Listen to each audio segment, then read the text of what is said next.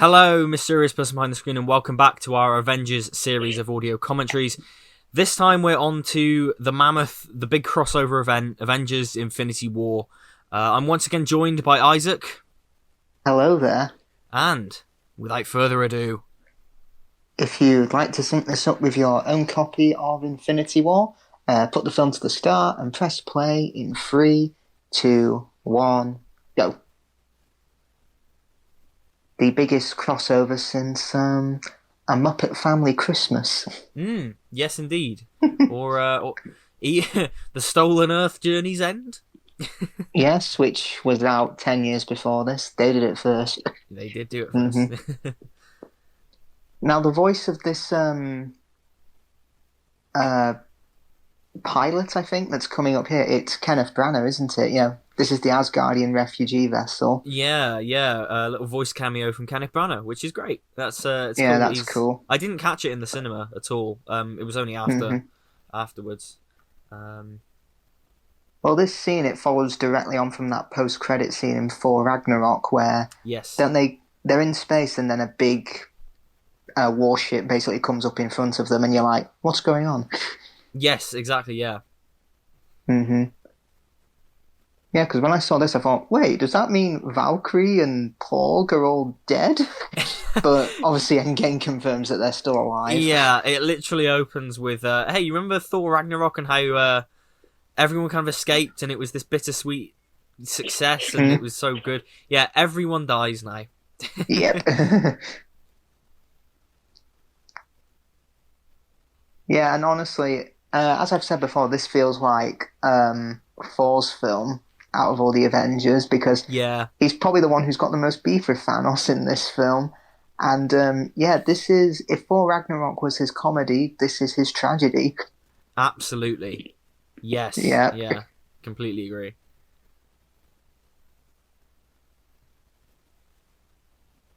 And it was ironic that this came out like a few months after Justice League, which is trying to lighten up the DCEU, and this said, you know what, let's go in a darker tone for this storyline, but stay true to the spirit of Marvel. Yeah, exactly. And I mean, by this point, it was just such a it was so earned. Everything in this was so earned, and it really is. This and Endgame are just huge testaments to how great the success of the MCU has been. Yeah, exactly. And as much as I love those two films, I definitely wouldn't say to a newcomer start with these two, because they'd probably be very confused. Yeah. Because as much as I love them, I would say that out of all the MCU films, they're probably the least accessible. No, I completely agree. It is. It expects you to know all of these characters, and but then again, who goes into a franchise starting with film 19? Film 19? Yeah. No, yeah, exactly. It's I think it had earned the right to do that at this point, to be honest. I don't mind. Yeah.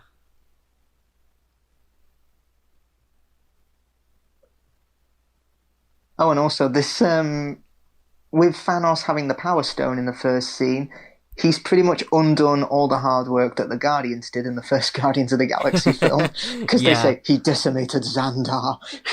Yeah. And this film does a great job at kind of really cementing his threat by little lines like that. Because, like you say, if you know what that means and can refer back to, like you said, the first Guardians, it's just like, that is a huge deal. It is, yeah.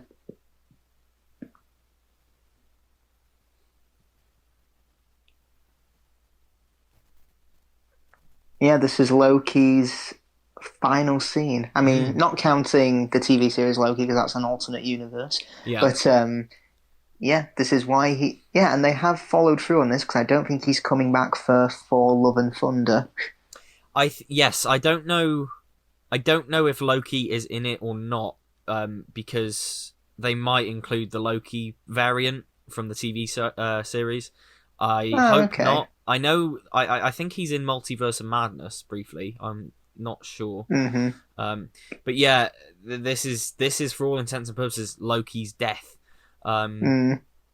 Because, like you said, although we have that TV series, it's 2012 Loki. This is Yeah. the end for this character.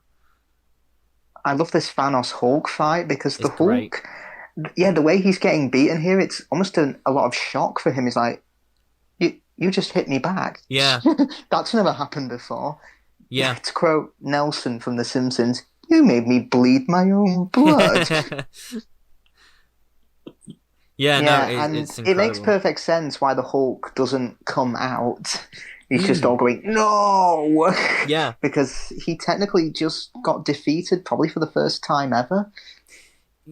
For the first time ever in a hand-to-hand combat, in a hand-to-hand Yeah, fight, because absolutely. yeah, because I'd argue in Age of Ultron, it was more, trying to calm him down because he went on too much of a rampage. Yeah. Oh yeah, and oh god, they kill off Heimdall as well. Yeah, that shocked me. I remember in the cinema, it sets the tone straight away. It kills off two of the recurring Yeah, cast members of Thor. I mean, I thought, did George R. R. Martin write this?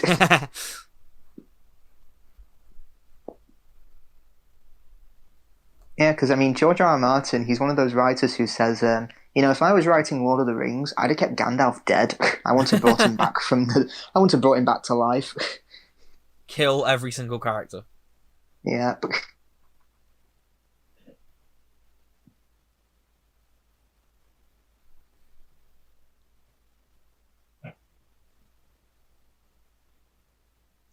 Funnily enough, actually, I have a friend and she's big into Marvel, but she refuses to watch this or Endgame because she says, and I quote, she doesn't want to watch all of her favorite characters die. Oh, I mean, So well, if it's any consolation, they do come back. yeah, I have said that to her, but she's like, "Oh no, it's too painful." I'm like, "Okay, fair Yeah, enough." because going into this in 2018, I remember thinking, because I hadn't seen any major spoilers, but I'd seen like, oh my god, so many characters die, and I Yeah, thought, oh, so is it going to be like the original Avengers cast that die? But no, it completely subverts your expectations and yeah, basically kills off the new Avengers and superheroes that haven't been there as long as, say, Iron Man or Cap, yeah. and that really surprised me. But with Endgame in context, it makes so much sense because Avengers Endgame is about the original six. Absolutely. And it did surprise me at the time. Unfortunately, I think the surprise was ruined when you kind of thought about it because it was like they killed off all of the new leads of the MCU, essentially. If you're thinking Yeah. about it from an outside context of, well, yeah, they've Hmm. already greenlit Black Panther 2 and Spider-Man 2 and 3 and things like that. It's kind of, Hmm. it's a bit ruined when you think about it like that, but even so. But if you called this film Thanos, it wouldn't change anything. It would still No. fit. Yes, absolutely. Yeah, Because it is his film. yeah. Because going in, my biggest concern was how are they going to juggle like 20 plus superheroes, Yeah. and also are they really going to be able to deliver on Thanos because he was teased for so long? And yeah, yeah. Because Thanos not only had to be a good villain, he had to be the best MCU Yes. villain. Yeah. He had to prove that yes, this is what everything has been building to. Yeah. And it was 100% worth the wait. Definitely, yeah. Yeah, I'd argue he's a modern day Darth Vader, Yeah. Um, he does evil things, but underneath all that purple skin, there is a man with reasoning and almost humanity behind what he does. Yeah. And he doesn't see himself as a psychopath or revels in being evil. He sees his plan as, being fair and just. He thinks he's in the right. Exactly. Yeah. That's what all good villains do. I mean, Loki's death is really gruesome because, like, you can see his eyes, like Yeah, his face goes purple as well, and yeah, hear the bones crack. Wow. it's really gruesome. Hmm. And he says no resurrections this time. Yeah. Mm.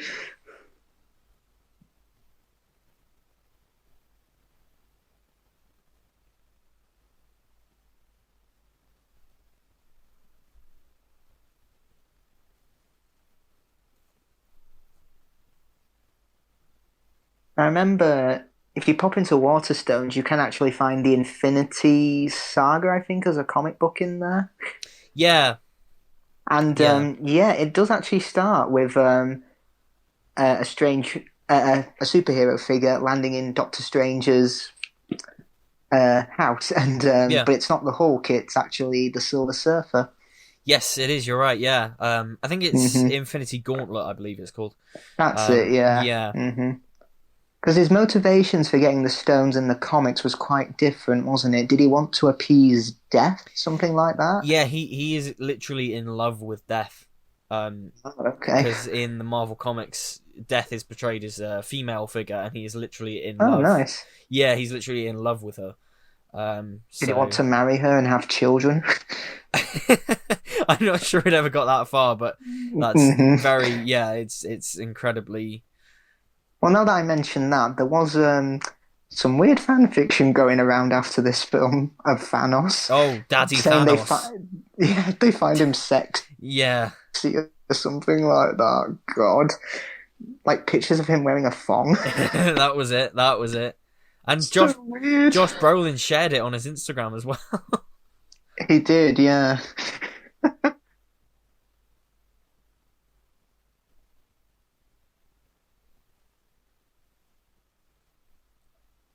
I want more of these two hanging out. Like I really want more of Yeah. just Wong and Strange just chilling.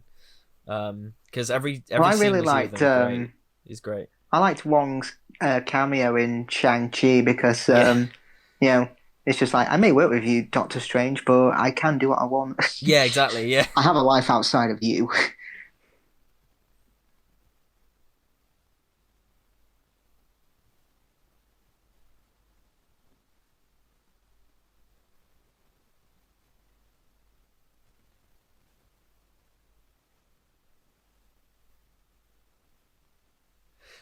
And I honest, dreamt we had a kid, and they end up having one. yeah. That's what I was gonna say. Like watching this. Oh, and he says Morgan. Yeah, we named him Yeah. after your eccentric uncle, Morgan. Yeah. Watching this with Endgame in mind is interesting.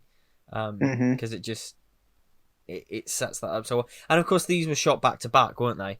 So They were, yeah. Hmm. because I remember thinking in 2019 that it was weird that we were kind of. It's funny to think that we were seeing footage from like 2016 or 2017 when That's true, when yeah. Endgame came out. Like, Yeah, because Brie Larson, she shot her scenes for Endgame before she did Captain Marvel. yes, she did. Yeah, yeah.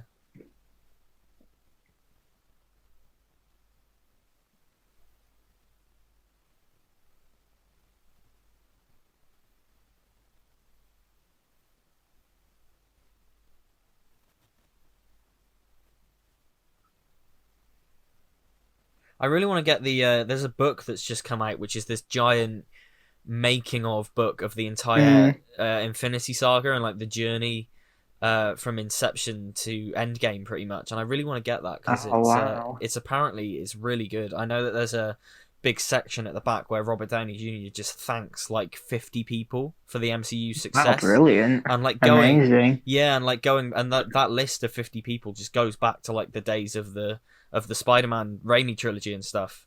I It mean, goes right back. what I want for the MCU is like making of documentaries in the vein of the appendices from The Oh Hobbit God, and Lord yeah. of the Rings. Give me 9 hours of bonus features. Do it.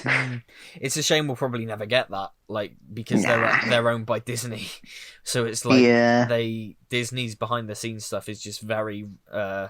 Everything was great, nothing went wrong, everything was Mm. perfect, which is a shame.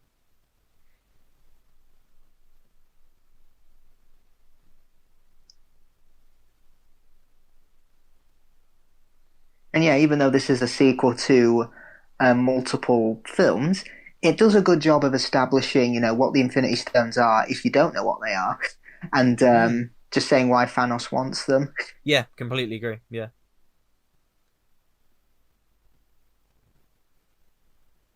I mean, as of recording this, the first episode of Doctor Who Flux has just been out, so, Mm. and I remember watching that and thinking, this feels a lot like in Infinity War. this big cataclysmic event that people are trying to run from. Yes, especially the ending of the Yeah, first and the way chapter. those planets turned to dust, it did remind me a lot of Thanos' snap. Oh my god! Like yeah, so many of the particle effects in that just Hmm. it was very Thanos. Hmm. By the time you're listening to this, I think episode 3 might be out, or episode 2 at Yeah, least. So probably. Hmm. yeah, but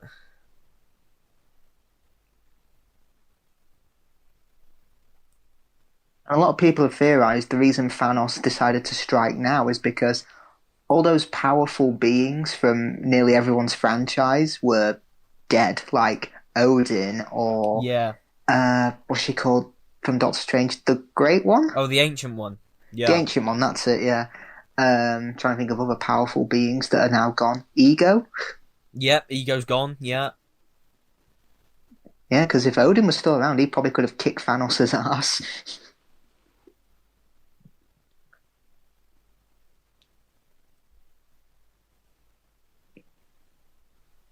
And even if you missed on Civil War, um, it does um, it does nicely establish, the Avengers have split up. We're no longer together Yeah. because Hulk's kind of the Bruce Banner is kind of the audience if you missed out. Yeah. Like, wait, you broke up, or there's an Ant-Man and a Spider-Man? Yeah. It's just that's brilliant. Yeah.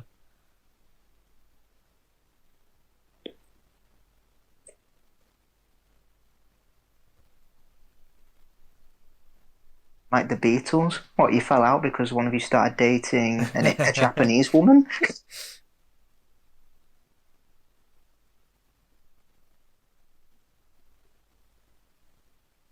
And yeah, I've said in the past, people say, oh, Captain America's Civil War had no consequences. They'd just get back together like that. Well, for one thing, they didn't. The whole of Phase 3, um, depending on which side you chose, it was either good or bad. So, for example, if you look at Black Panther and Spider-Man Homecoming, Yeah. um, they weren't really limited by the Sokovia Accords because they sided with Tony Stark.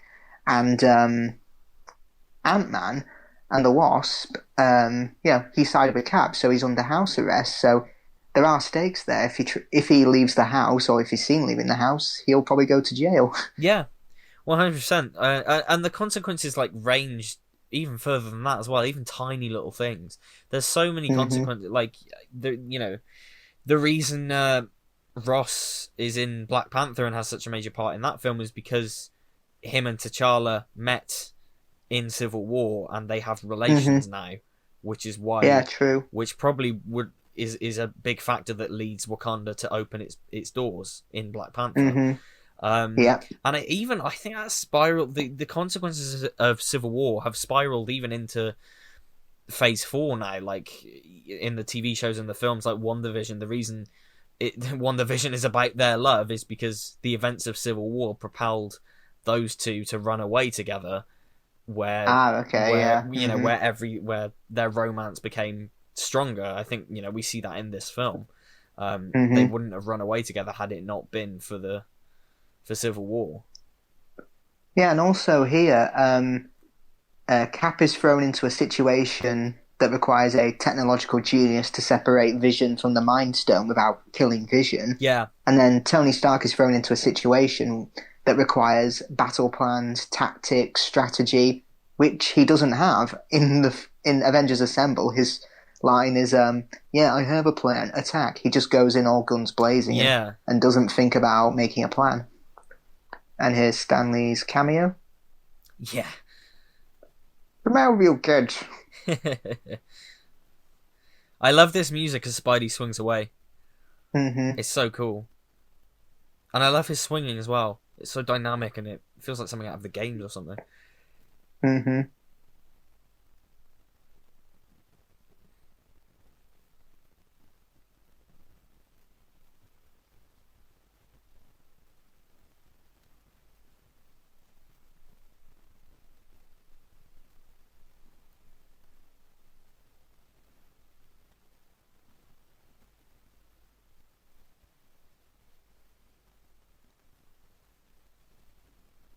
He's about to say to Ebony Maw, You need to get lost, Squidward. Apparently, in a foreign dub, I can't remember which language it is. Apparently, he says, "You need to leave us alone, Voldemort." Well, I think Voldemort is a good comparison because I remember Yeah, thinking he looked like Voldemort when this came out. yeah, true. I mean, both of them don't have noses. Yeah, exactly.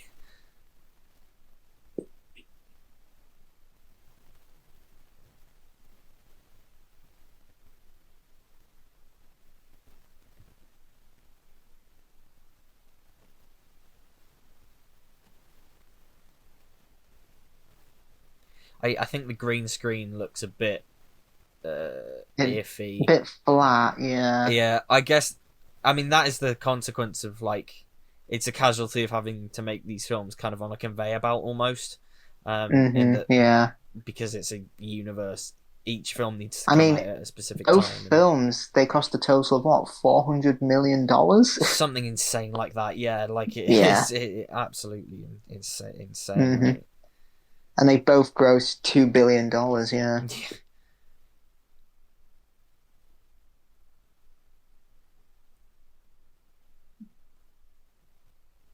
From 10 years, but they finally beat Avatar as the highest grossing film ever. Yeah, and Until then Avatar yeah, 2 comes out. well, Avatar beat them again recently. Oh no! Yeah, they re-released Avatar again in China, and that pushed it Oh, over the come edge. on! Yeah, because everyone was joking, and it was like this whole thing. It was is Endgame going to get re-released, and then Avatar get re-released again, and then Endgame get re-released. Uh, And it's just like this never-ending series of re-releases that will just keep dethroning the other one. hmm So yeah, Avatar is like just slightly, again, still the highest grossing film, but I mean, I mean, James Cameron will still shout, "I'm the king of the world." yes, yeah.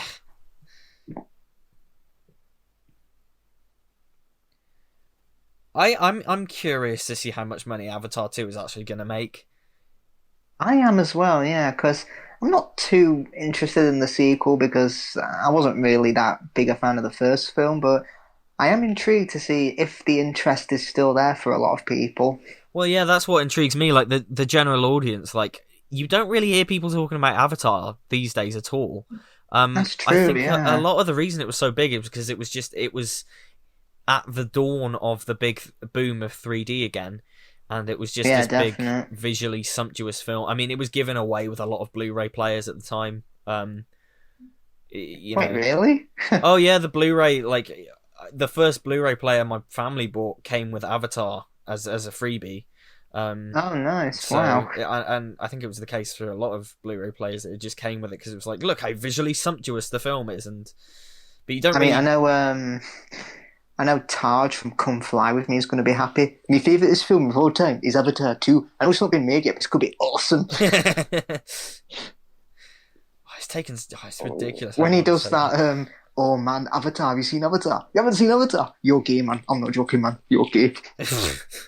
I'm God. like that with Doctor Who fans. Oh man, Genesis of the Daleks. Have you seen Genesis of the Daleks? You haven't seen it? You're gay, man. I'm not joking, man. You're gay.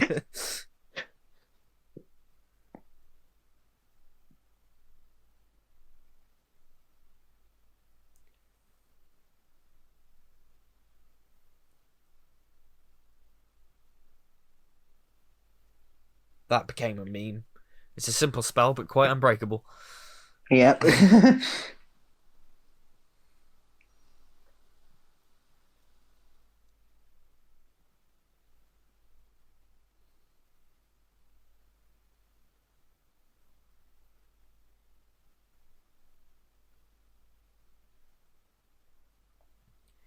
I Funny thing is, I think I went away from this film being like, wow, I think Doctor Strange was probably my favorite Avenger in that. He's Mainly great, because yeah. he had pretty much all the answers in it. You know, there's 14 million solutions. How many we win? One. Yes, that's such a cool moment. Yeah, and it's great how he interacts with Tony Stark. They both have egos and think they're both brilliant, but one is more with magic, the other is with science. Yes, yeah. Spidey's swinging in there reminds me a lot of the Raimi films, specifically hmm when he like goes past the camera and it follows him. It reminds me of the hmm Raimi films a lot. I mean, speaking of Spider-Man, have you seen all the stuff that's come out about No Way Home now? Yes, then they've now said he's Doc Ock is looking up at the lizard played by Reese fans. Like, Yeah, oh, and right then. Thomas Hayden Church is apparently in it somewhere as Sandman. Okay, so So that's Doc Ock, Green Goblin, Lizard, Sandman, Electro. I mean, we just need one more. yeah, we just need one more, and then you've pretty much got your Sinister Six film. Yeah, it's yeah, that film is just Oh, Tom Hardy as Venom. wow. Yeah, well, That could happen. we spoke about the other week about the end credit scene of Venom, didn't we? About what happens in that, Hmm. and Yeah. I have now seen the film, and I can confirm, yes, spoilers for Venom 2. It does place Oh. Venom into the MCU.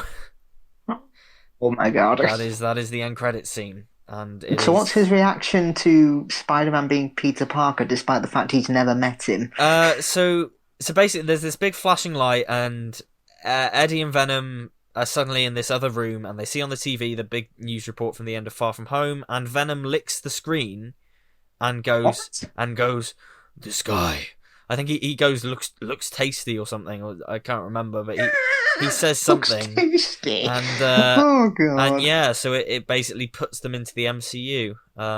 So Wow. Christ knows what's happening there. Um, Looks tasty.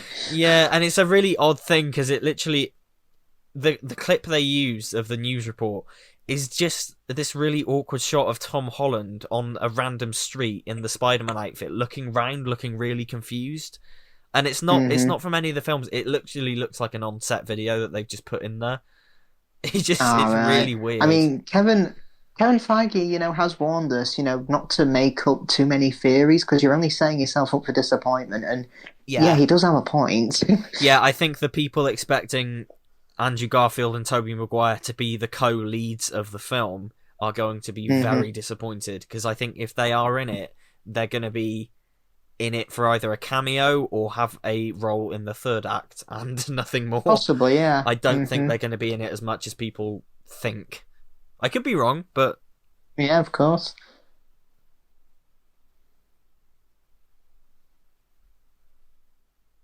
Oh yeah, according to the MCU wiki, Wong was a victim of the snap. yes, yeah, he was, yeah.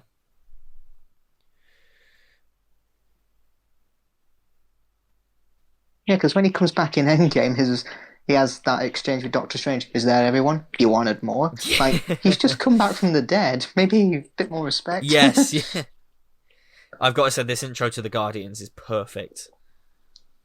Yeah, because I remember seeing a few criticisms about how they're treated in this film, like saying the Russos don't like them, Oh, I which I don't think think is so. is a bit unfair. I think because I think it's mainly down to how Star Lord, kind of screws up the whole plan. But for me, it's totally in line with his character because I see Star Lord as the Peter Pan of the MCU. Yeah, He's a guy who never grew up and is not emotionally mature. yeah, If something doesn't go his way, he will lash out kind for of like a real. kid because he had no mature figure in his life to help him control his emotions. He had no mother figure. And his only dad figure was a mercenary who kind of cared about him. Yeah. And I mean, I think it's incredible that they managed to keep their identities. I mean, I know, because I was worried beforehand that they'd feel a bit out of character, specifically because they are James Gunn's babies, essentially. Like these, Yeah. every one of these characters has a part of James Gunn in them. So I think it's, I mean, for one, they had James Gunn on set, I think, for the Guardian scenes. Like he didn't, Ah, okay. yeah, he didn't direct them, but he oversaw the scenes and made sure that everything was sort of in line with how these characters would act. So he was very involved with this, Hmm. which is good because yeah, they're his.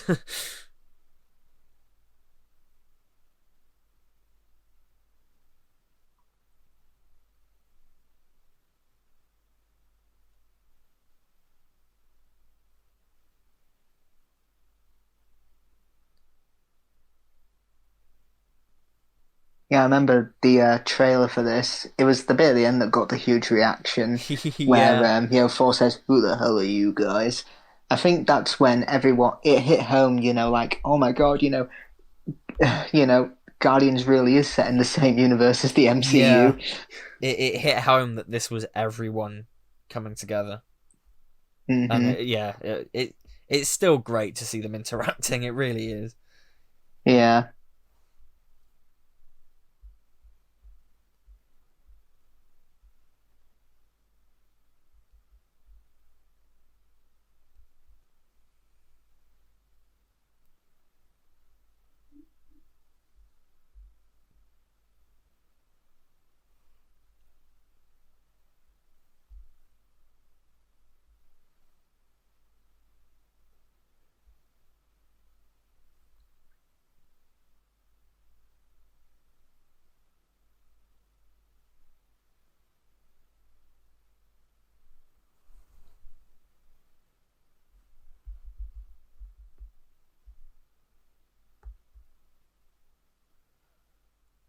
Yeah, what I love about Thor's story in this is that it does show the tragedy of revenge, because he was so Yeah, hell bent on making Thanos suffer. Because when he's stabbing him with that axe, he's like, "I told you you'd die for that." He's making him suffer, but he tried to make Thanos suffer, but the entire universe suffered because of Thor because he didn't go for the head.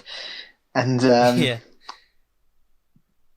yeah, it's just perfect. And yeah, I love his attitude in this because it's his it's like what his attitude has been in previous MCU films, which is the whole "I'm not going to lose, I can't lose."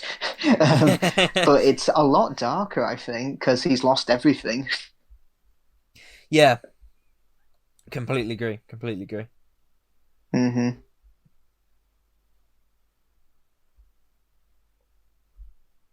Like what Full Fat Video said, he's like that dreadlocks guy from In Between Us Two. I'm not going to lose. I don't lose. Yeah. Hmm. Honestly, yeah, they do such a good job with his character in this film. It really just, Hmm. especially that scene later where the front just disappears while he's talking to Rocket. Um, Yeah, it's so definitely. good. Hmm. Well, I actually walked into HMV the other day. They were selling a Stormbreaker. Oh, really? Yeah, cost Nice. about £200. Yeah, no, I can imagine. Yeah. Hmm. And they also had a Iron Man Infinity Gauntlet. Yes, I've seen that around. Yeah, is that Hmm. it's an impressive prop. Hmm.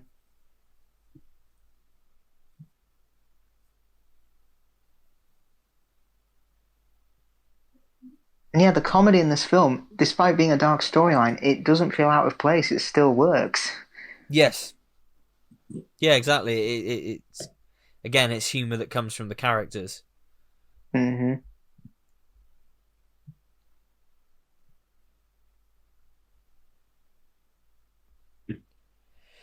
Of course, we're getting Eternals in just a few days as of recording this I commentary. mean, yeah, yeah, I'm seeing it next week actually. Yeah, I don't know. I don't know when I'm gonna go see it. It'll be obviously be soon. I'll definitely see it, but I'm very interested to see it specifically because of the very very mixed critical Mm, reception. This is the first time in years that we've had an MCU film that is, well, for a while it was rotten on Rotten Tomatoes, and no, okay. that that makes me really interested to see it because it's a Hmm. big surprise that it's not been well liked. Yeah, I'm intrigued to see it. Yeah. I mean, I know nothing about the Eternals, but fingers crossed they do a good job bringing them to film. Yeah, apparently it's very different to like any MCU film, and that's a lot of the reason Hmm. why it's had such a backlash because it is just this huge uh Ah, different. okay. So yeah, I'm intrigued. I'm very intrigued.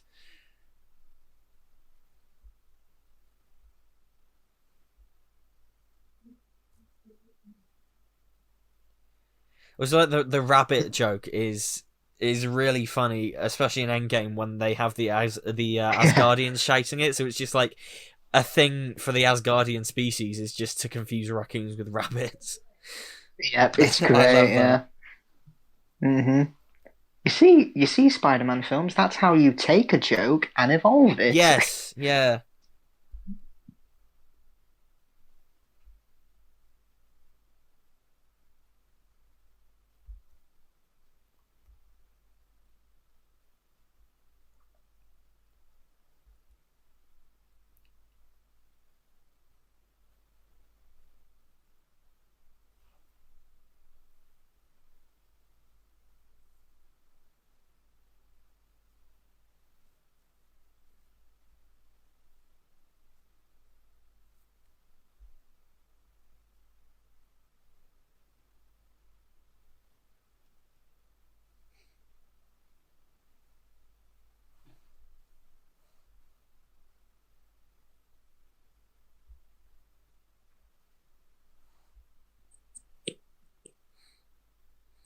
And I'm glad they commit to the teenage Groot thing as well, because Yeah, it was true. an after credits joke in Guardians 2, and I just I love that they commit to it in this. Yeah, because he's still he's a teenager in this because some time has passed since the second film. Yeah,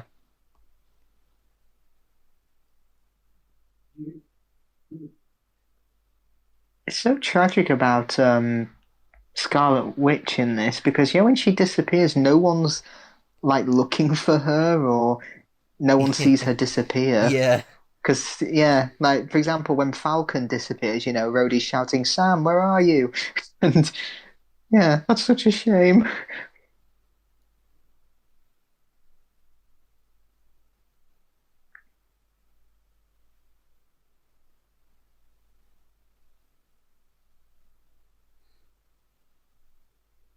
I love Vision as a character. I really do. He's Paul Bettany plays him Hmm. so well.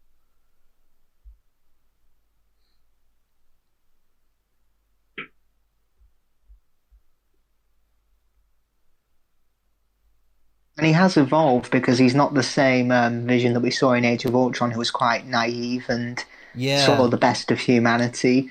This is someone who's been on Earth for a while and he's actually finding love. Yeah. Did they have a romance in the comics as well? They have a relationship of sorts. It's the MCU really has kind of taken that and run with it, Mhm. and evolved it. This They had they had an this ongoing comic book series together, in the comics. nice. Also, this is Edinburgh, and they're the only two people around. I don't care if this is late at night. Yeah. There'd be loads of people still around. Also, that picture of Tony Stark on the news report there, that's Robert Downey Jr. at the Spider-Man Homecoming premiere, because Oh, cool. you can see behind him the poster for Homecoming, like the blue clouds and the. So yeah, they just use that.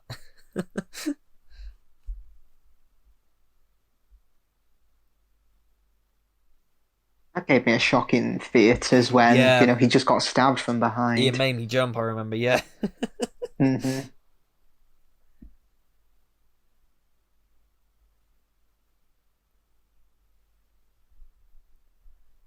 I remember before Endgame came out, do you remember the Ant-Man theory? Oh yes, yeah. The he Ant-Man can win the day by going into Thanos' rectum Yep. and making himself bigger, ripping him apart. I mean, he literally can though. Well, I don't know why the writers or the directors have to come out and say, you see, Ant-Man couldn't do that because he'd be destroyed by the contents in Thanos' rectum. Oh, God. I mean, actually, it happened in an episode of What If recently. Oh. Yellow Jacket kills the Hulk by Oh, wow. going inside of his body and placing the discs that make things grow. Oh, yeah. He literally places loads of them on the Hulk's heart, and it it's this Oh, really like gruesome moment for a kids show where his heart just grows massive and he just blows up. Jesus, It's that's yeah, dark. it's Wow. a really cool cool moment. I mean, yeah, I suppose with Thanos having all the stones, he probably would be able to find Ant-Man and, Yeah. get him out of his body or anus. Or anus. I mean, it's the fact that people went straight to anus for that. I mean, he could go in I through the know. mouth or the ear Up his or up the nose. nose, I but no, love how they like went for his ass. Twitter culture just goes straight for the for the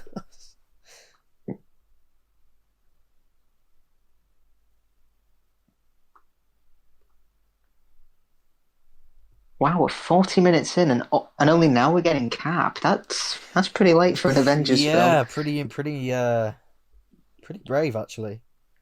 hmm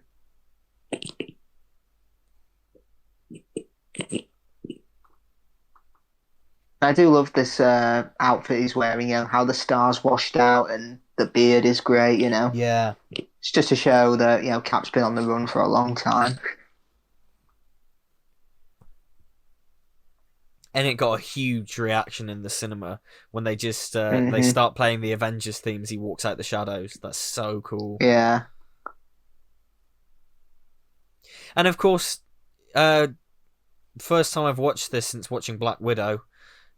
hmm And now we know what she was up to during the Yeah, gap. we do now. Yeah.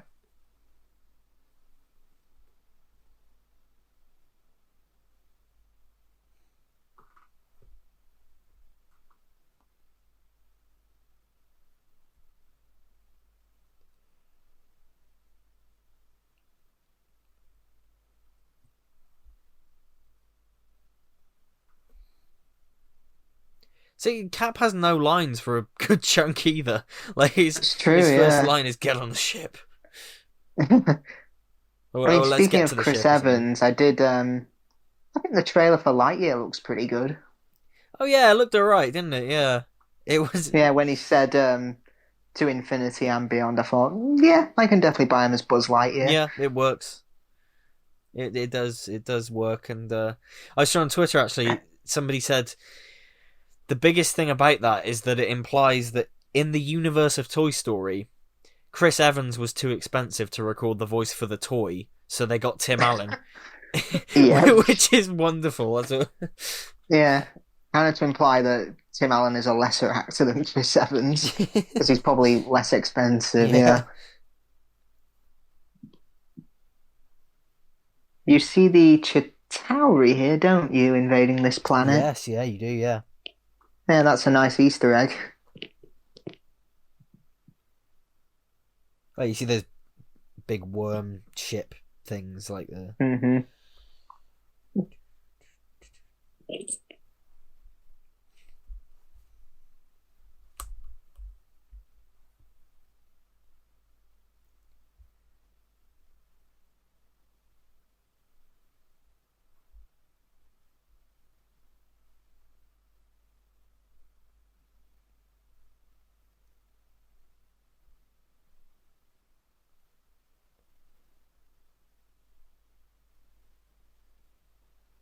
Yeah, I love this scene. Yeah, it shows why Thanos likes Gamora, and it perfectly explains his motivation, balance in the universe. Yeah, yeah. Your mother was just part. Your mother just. He's basically saying, without actually saying it, your mother's dead, but it's all part of the balance. Yes, exactly. Yeah.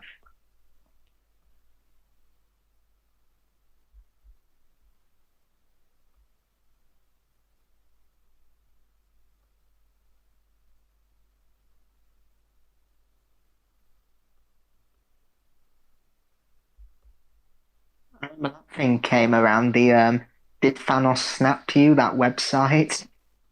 Oh yeah, yeah. Did you ever do that? I did. Apparently, I survived. Oh, I didn't. I died.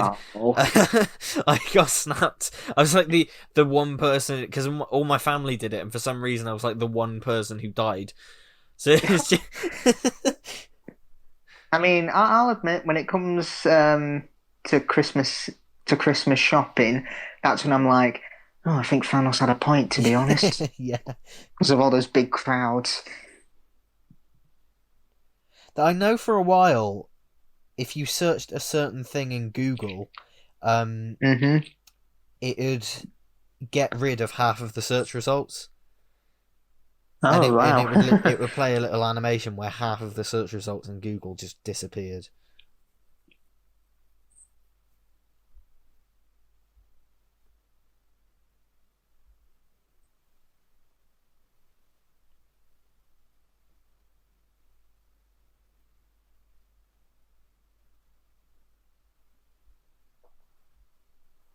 Yeah, just realised Zoe Saldana, she's in the two highest grossing films ever because she was in Avatar.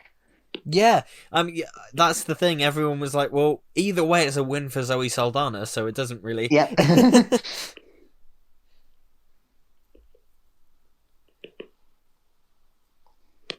And she was in the first Pirates of the Caribbean film as well. Yeah, yeah. Yeah, she's been around quite a bit. I forget she's in the Star Trek reboots as well. I mean, funny enough, for the second Pirates film, where at the end they reveal that Barbossa is back, the cast were actually told it was going to be her character coming down the stairs. Oh, really? Okay. Yeah, but to get the proper react, so that reaction when they see Barbossa, that is genuine because they had no idea it was going to be Jeffrey Rush coming down.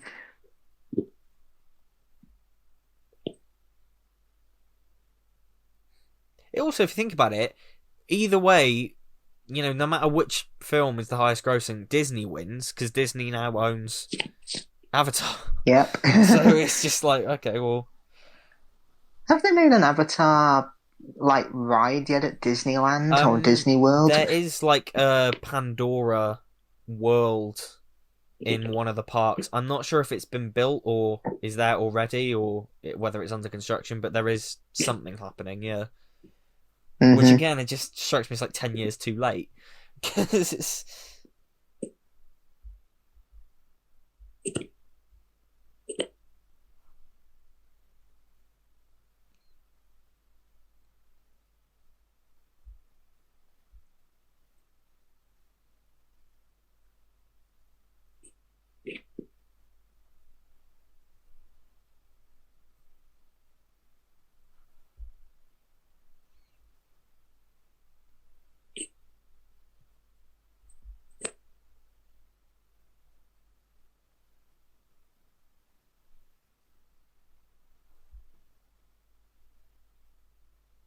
And whenever I hear the name Collector, I'm just reminded of the comic book guy from The Simpsons.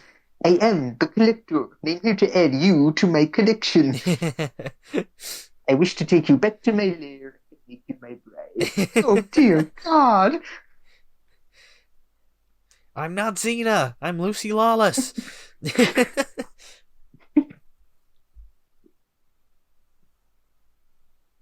That episode gave birth to that fantastic meme. Ah, yes. You see, a wizard did it.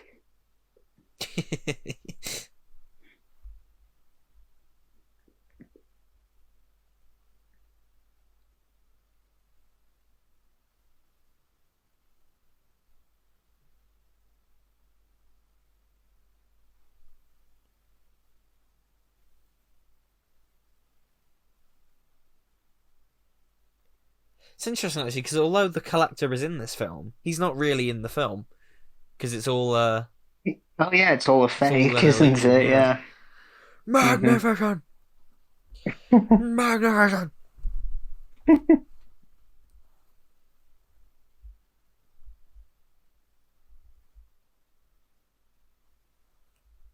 Funnily enough, they were advertising Infinity War or teasing it as far back as the first Thor film because you see an Infinity Gauntlet in the vault, don't you? Yeah, and for age for ages that was sort of like, is that canon now? Like, what's happening with that? And then in Ragnarok, they go fake. Yep. Yeah, because if you look at the vision for Ragnarok in Age of Ultron, was it going to be a much darker film? Yeah, I think so. Yeah, just kind of became a comedy after that, Yeah. which I'm still all for.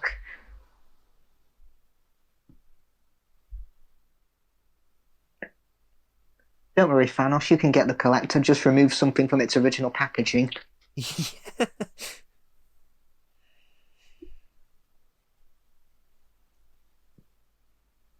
Oh, that is. I know it's purple blood, but that is graphic, going right underneath his Oh, it throat. is, yeah, and the way the blood just gushes out, they get, like you said, they get away with it because it's purple, but it's Yep. still quite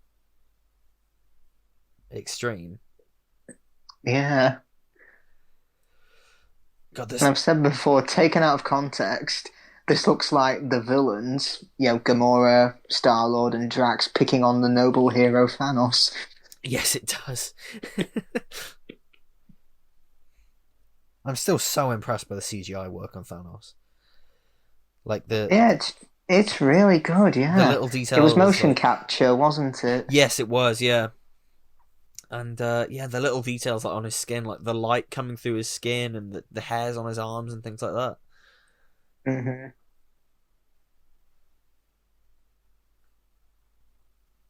Yeah, because when we get to the close-ups of him being, under by Mantis, the texture on his skin just looks so Oh good. yeah, It it's almost looks like so they put purple makeup on Josh Brolin. yeah.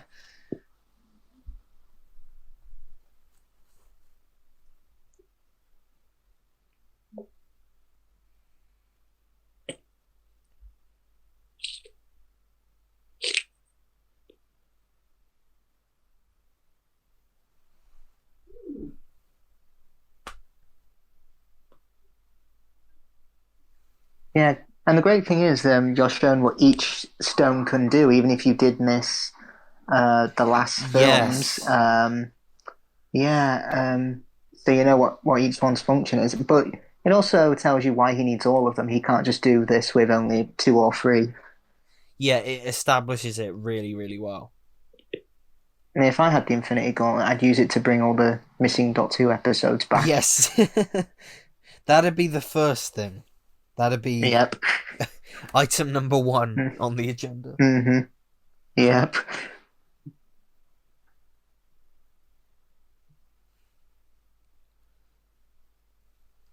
I actually thought that's when I watched that in the cinema. I thought, oh, is that how they're gonna die?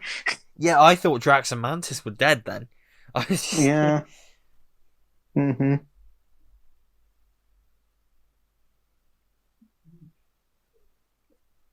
When you have to meet the father-in-law. Yeah. Mm-hmm. Gonna blow that nut sack of a chin off your face. And he calls him Grimace as Yeah. well.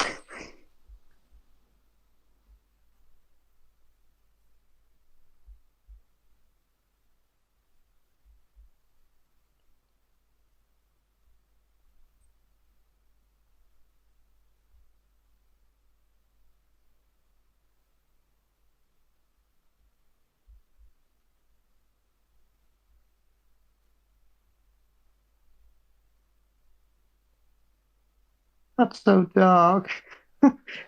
It really is. His It's girl, just his girlfriend's begging her to kill him for the future of the universe. Like Jesus, and there's tears in his eyes as well. yeah. And again, it works because we've spent so much time with these characters. Exactly, yeah. Because like the Josh Whedon cut of Justice League, that's like with the DCEU, it's like going from Iron Man to Civil War Yeah, to Guardians of the Galaxy to Captain America: The First Avenger to the Avengers. yeah. That film is 2 hours long and it tries to introduce the whole team Hmm. essentially, aside from Batman, Superman, and Wonder Woman. Exactly, yeah. And they only had Superman had two films before. Batman and Wonder Woman only had one, and Uh-huh. I guess two for Wonder Woman. But yeah, Hmm. it's just like it's bizarre, and it's Hmm. alleviated a bit in the Snyder Cut, obviously, because it's 4 It hours, is, so yeah. it's Hmm.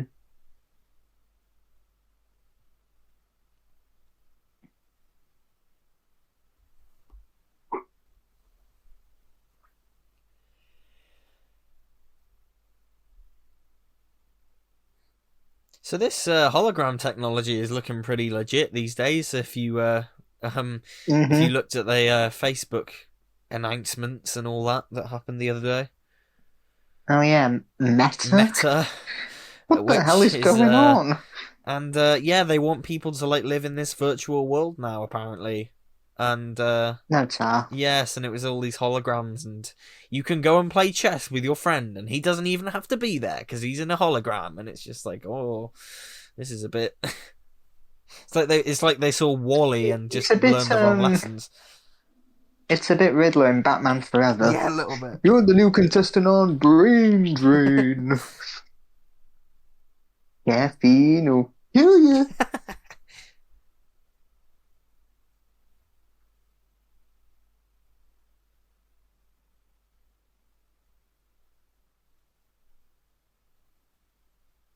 Yeah, because I'd say out of all the films Cap appears in, this is probably the one where he has the least amount to do. Yeah, very much so. He takes a back seat in this, I think, and he doesn't Yeah. really say much either. He doesn't have a lot of. Yeah, but again, advantage of being in a shared universe, we got all that development Yeah, in all his previous films. But yeah, I'd say one standout moment for me for Cap in this film is when, he's fighting off Thanos. He's using all his strength to stop him. yeah, That is Captain America summed up right there. yeah. Yes, exactly.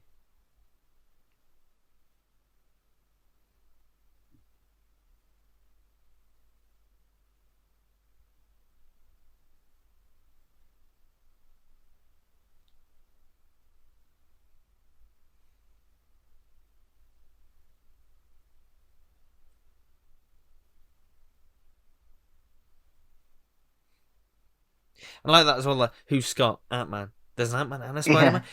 Yeah. You forget that Bruce has been away Yeah, for he's a been while. out of touch, yeah. Like, hmm this is his first time And back again, on even Earth if in you did years. miss on previous films, yeah, you can catch up with Bruce Banner. Yeah, exactly.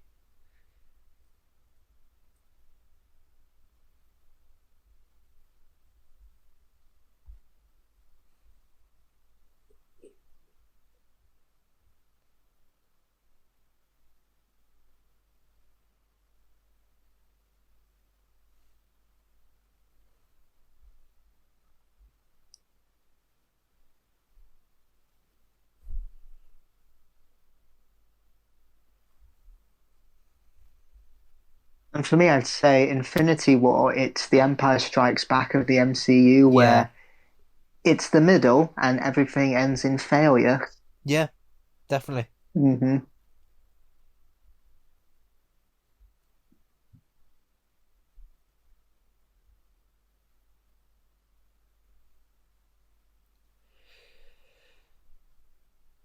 And this is great. I could just watch these characters just talk like the whole "we don't trade hmm lives." 7 years ago, you did this. How is this any different? And like Yeah, it's just just great to wow. watch. hmm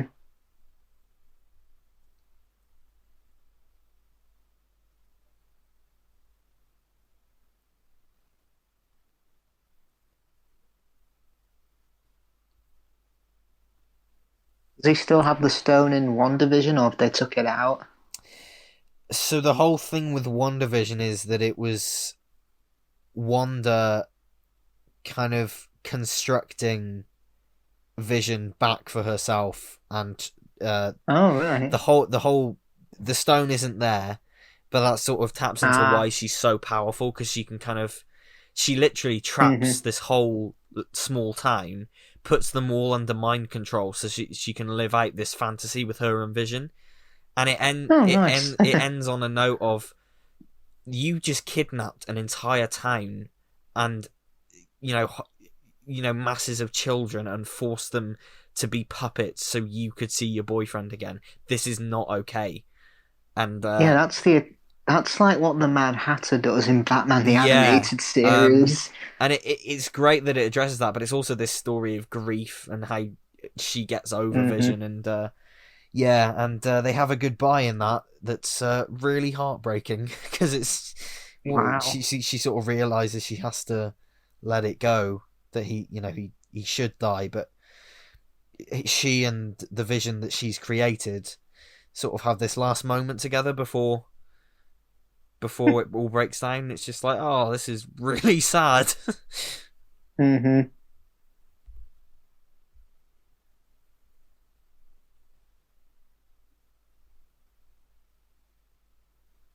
I love Spider-Man's line coming up here, you can't be a friendly neighborhood Spider-Man if there's no neighborhood. Yes, yeah.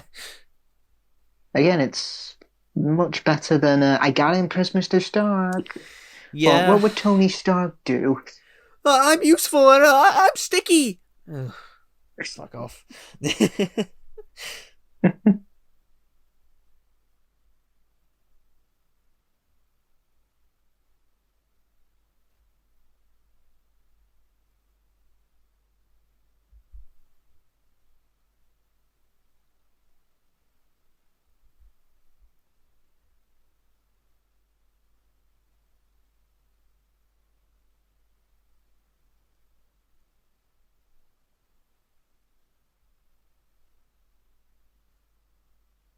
I even love how Doctor Strange later criticizes it, like, I'm curious about the relationship here. Is he a ward? Yeah.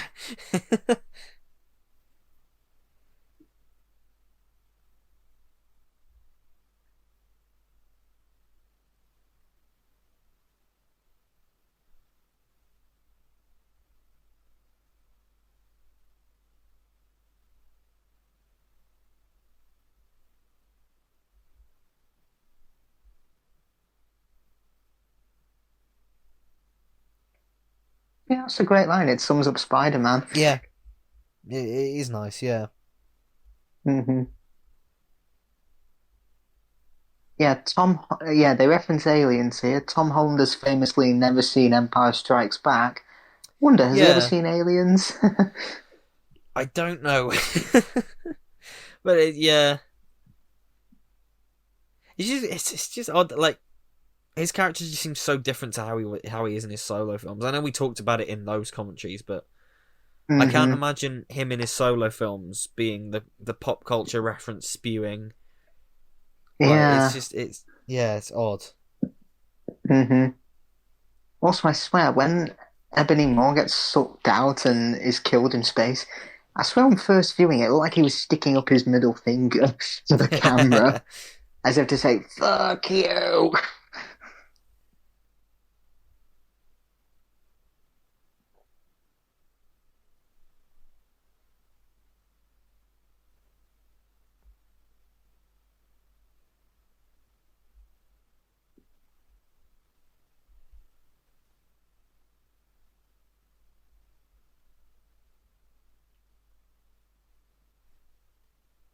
Yeah, look at that. It looks like he's giving us the It finger. does.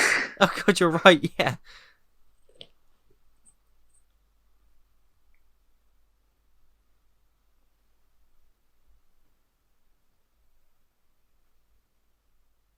And here it shows how far Tony's come because he's like, okay, we need to take the fight to Thanos. Let's fight on his territory because we're not taking it to Earth. Yeah.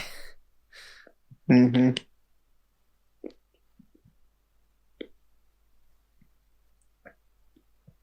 And again, since Avengers Assemble, his greatest fear has been, what if there's a power up there that could wipe us all out Yeah, and if they wanted to? And this is what's happening to him. His nightmare has come true. it's a wonderful progression of that arc. Yeah, it really is. Hmm.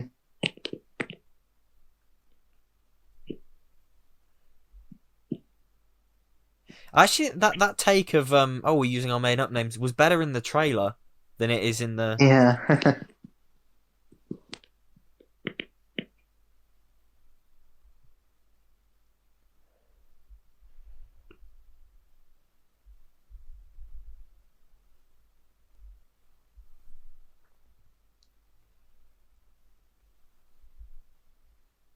And like Thanos has been inside my head for 6 years. Just wow.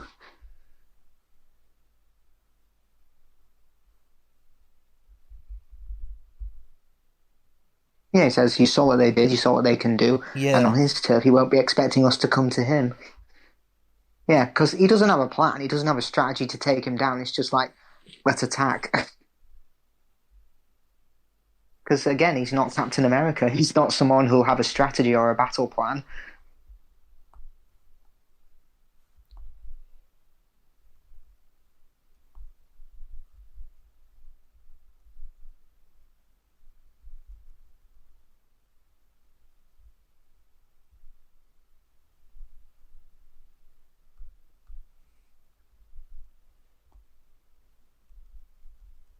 I love that gesture with his arms. It's like being knighted. Yes.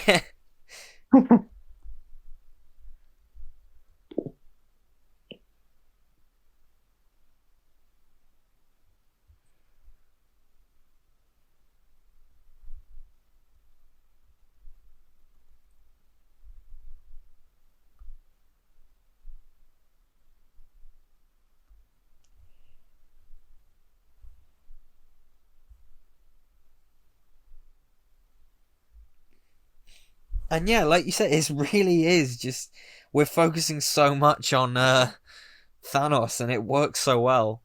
It's a great Yeah, two-parter with this and Endgame. it is. Yeah, I actually do like how they kill him off in the first 15 minutes because, yeah, he technically won. So the only way he can go from there is death. Yeah, exactly. I mean, there is kind of a religious symbolism with Thanos because, in the Bible it said it took God 6 days to create the universe. Thanos needs 6 stones to create his vision of the universe, and then after that, what does God and Thanos do? They rest. Yes. Yeah, that's a really good point, actually. I've never thought about that, yeah. hmm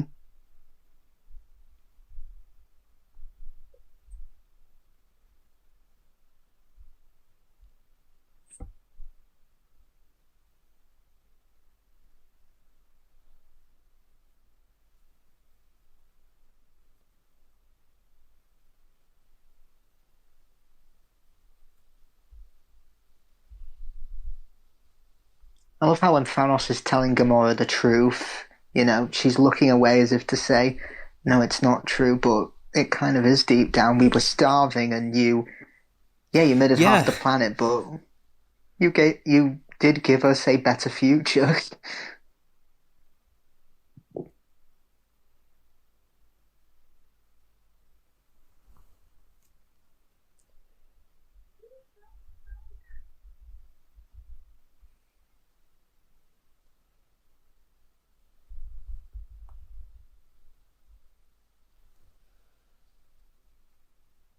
Yeah, and he believes he's the strongest person in the universe because he has the will to do it.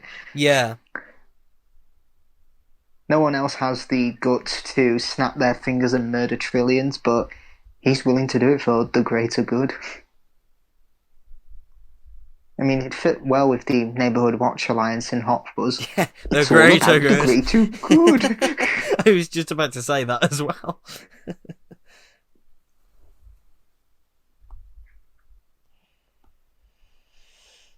As much as I enjoy your wild theories, Tony Stark, it could be far from the truth. The reason I snapped my fingers was because of terrible people in the universe. You murdered them for that?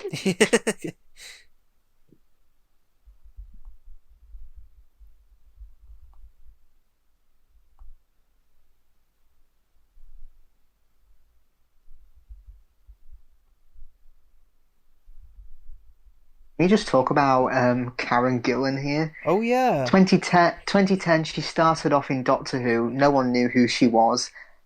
Now I think everyone knows who she was who she is a decade later. She's a massive...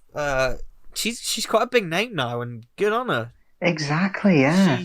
And it's Yeah. all from Doctor Who. Yeah. And she's a director now as well, of course. She's Oh, that's she's great. done a couple Yeah. of films. She had to shave her head for Nebula, didn't she? Yes, she did. I Yes, think. no, yes, because there was Yeah. this big reveal at Comic-Con before, I think it was Comic-Con 2013, and she came out and she hmm looked like how she always had. And then she went, yeah, I'm playing Nebula, and there was a Q&A, and one of the fans went, well, isn't Nebula bald? And she went, ah. And she just took off her hair. She revealed it was a wig, and Okay. it was this big reveal. hmm Because Yeah, because that's when she did that cameo in Time of the Doctor, she yeah, had to wear a wig, that's why. Yeah, and so did Matt Smith. yes, they were both very bold during that scene. Yeah, because at the prom for the 50th anniversary proms, when him and Jenna Coleman made an appearance, he didn't have any. His hair was very short, so they Yeah, wrote in a line like, "What's happened to your hair?" yeah, But I am wondering, he couldn't have worn a wig for his live appearance at the yeah. 50th anniversary I've prom. always wondered that. Yeah, It's-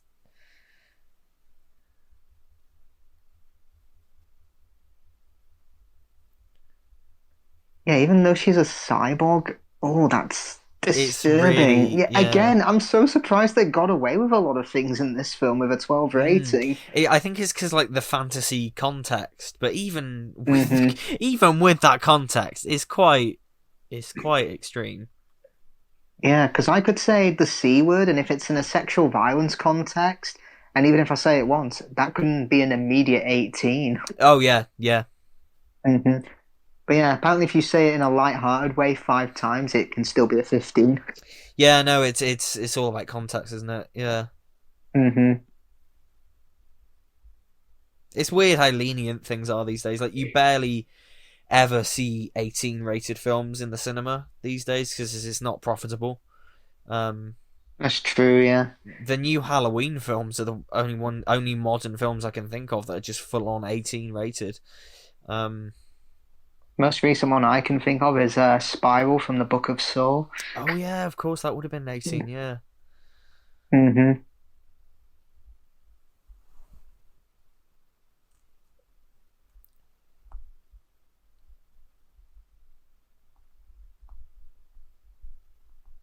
And as much as we do say that this film is very much action, action, action, there is still time for the characters, not all of them, but some, to sit down and, talk about where they are at this point in their story and what their motivations are. yeah, yeah, It, I'd say it's probably the most prominent with Thor and Gamora. yeah. I definitely. I mean, this scene is just one of my favorites in the MCU because it's just Mhm. that front that he puts on is just disappearing away. Yeah, the whole cocky, indestructible god. It's just It's going, being yeah. shattered. Yeah, 'cause he's coming up with an excuse like, "Oh, he's never fought me." Yeah, he has. Well, he's never fought me twice. Has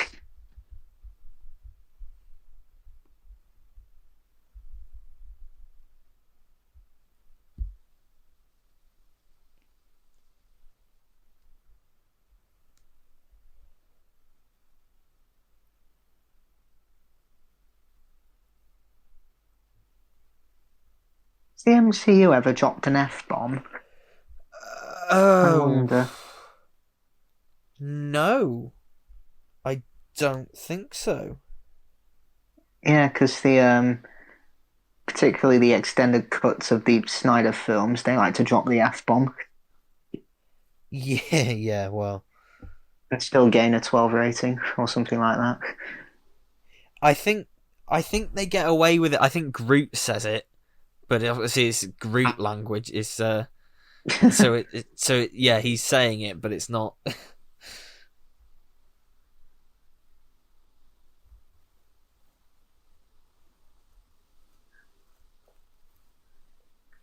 The same guy who lost his eye in Guardians 2, Pardon? the eye he just gave him, What was it? that eye he's just given 4, is that the same eye that one of those pirates lost in Guardians of the Galaxy 2? I'm not sure. I know that it's. He says he got it off Contraxia, which I think is the same planet as in Guardians hmm 2. Yep.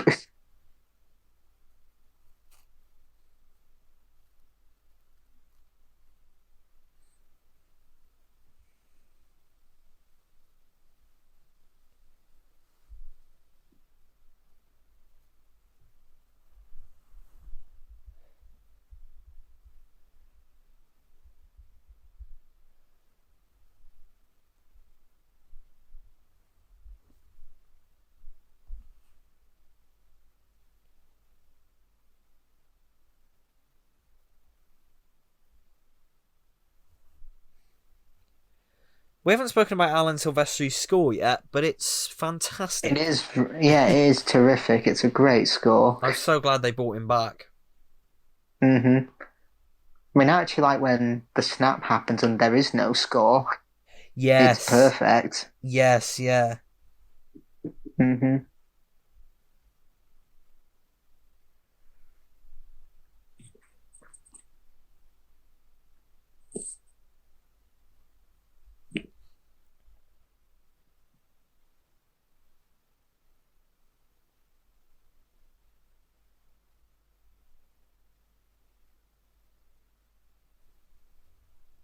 I'm glad they got Peter Dinklage for this.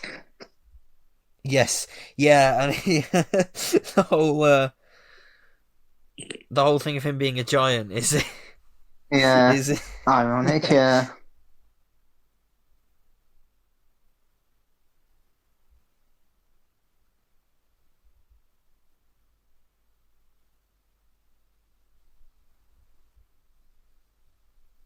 And it does make sense when he says Asgard was supposed to protect us because yeah. how long was Loki ruling Asgard in Ragnarok? Like 3 years, four It was a years? while, yeah. Yeah, so obviously what did he do? Just sit on his sofa and eat grapes? And watch plays of his life. Yeah. Um, Yeah. oh shit, it's my son. That oh shit from Anthony Hopkins is gold.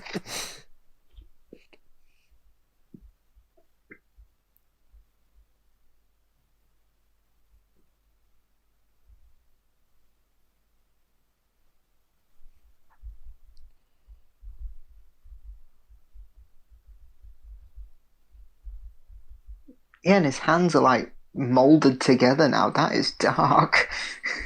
It really is. I forget how dark this film hmm gets. Yep. Yep. Ironically, they're now doing darker better than DC.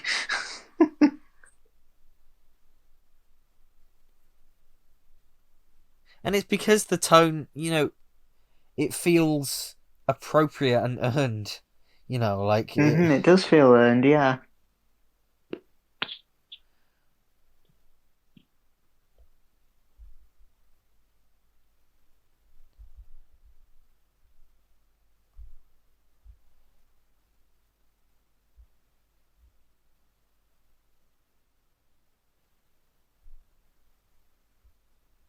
Fingers there kind of remind me of an Orton. yes, yeah. Ironic because her husband in Doctor Who was an Orton, Rory.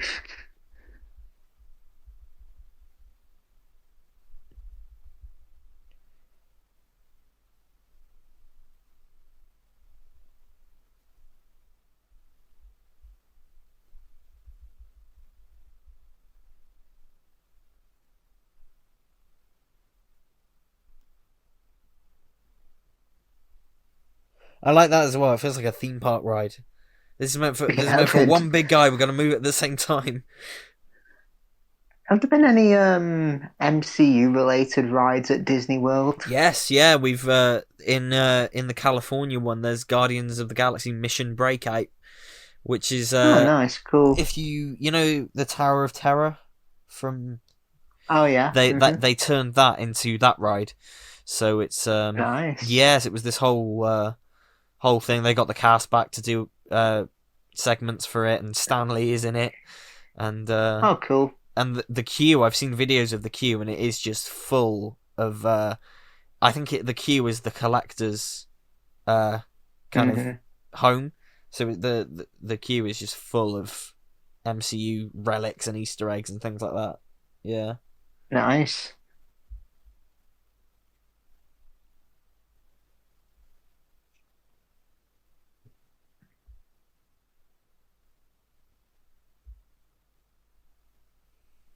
Oh, I love Drax in this die blanket of death. Yes. Yeah. Why is Gamora?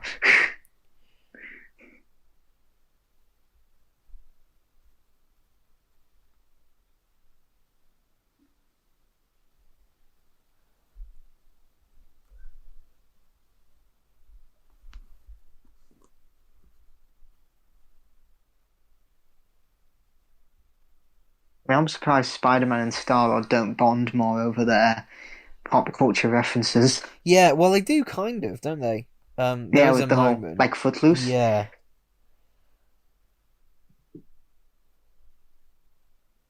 Chill the F out, getting the sneakily getting past the F bomb. Yes. Yeah. Why is Gamora? Brilliant, yeah.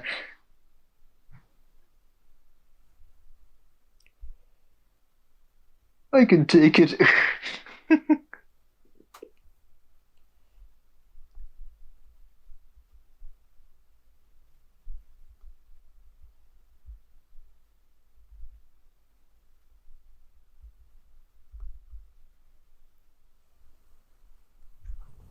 Jesus. Yeah, that's not a dipshit. I mean, no wonder he couldn't get home because he was trying to look for a planet called Missouri.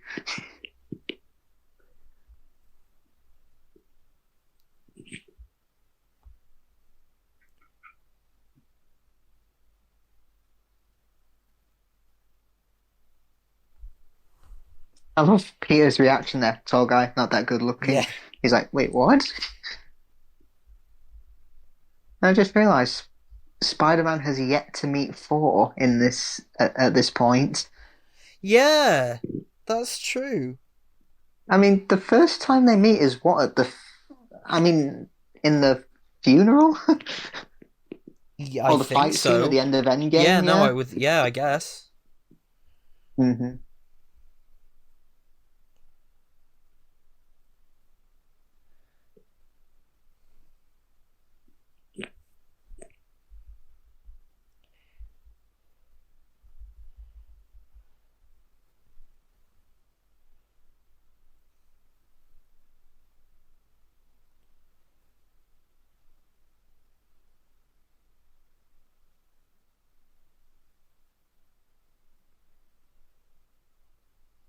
This planet here reminds me a lot of the Jakku map from Star Wars Battlefront because you just see a load of Oh yeah, spaceship relics everywhere with a load of sand. that's true. Yeah, that is true. Yeah.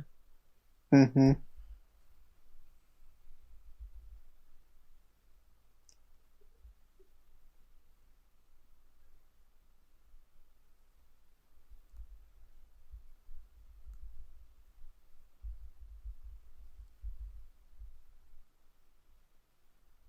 That shot of Tony just dying inside.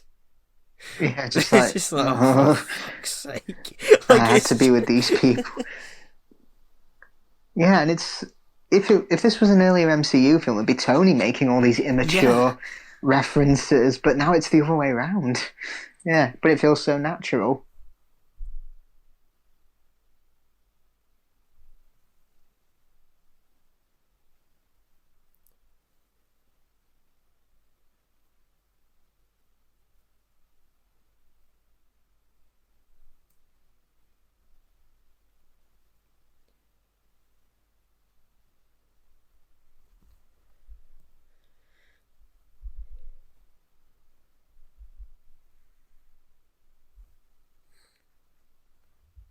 Oh yeah, as of recording this, they've recently announced Chris Pratt is playing Garfield.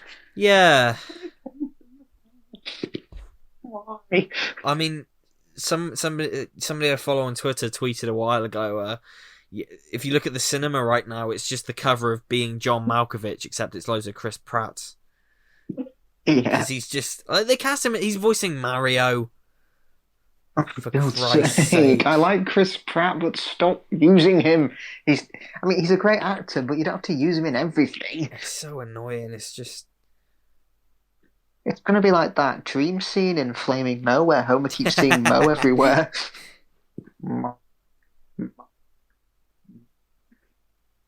You know, man.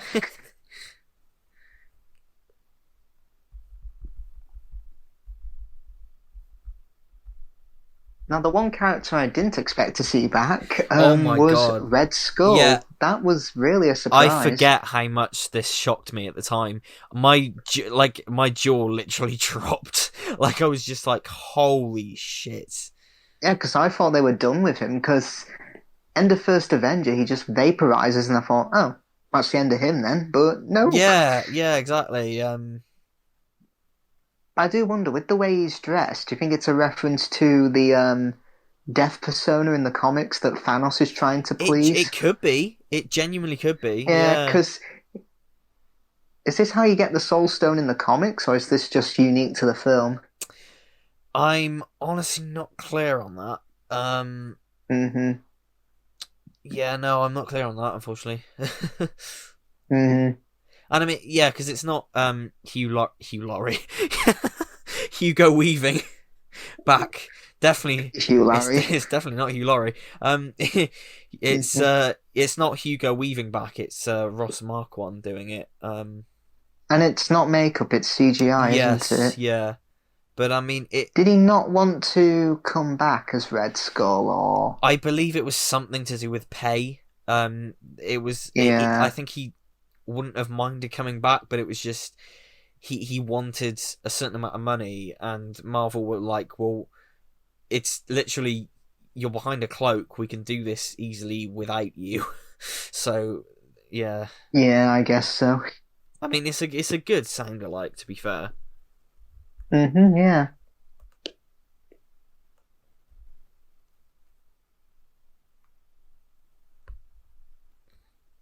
and it is incredible. I just can't believe he's actually in it. Like, Yeah, it's such a great callback.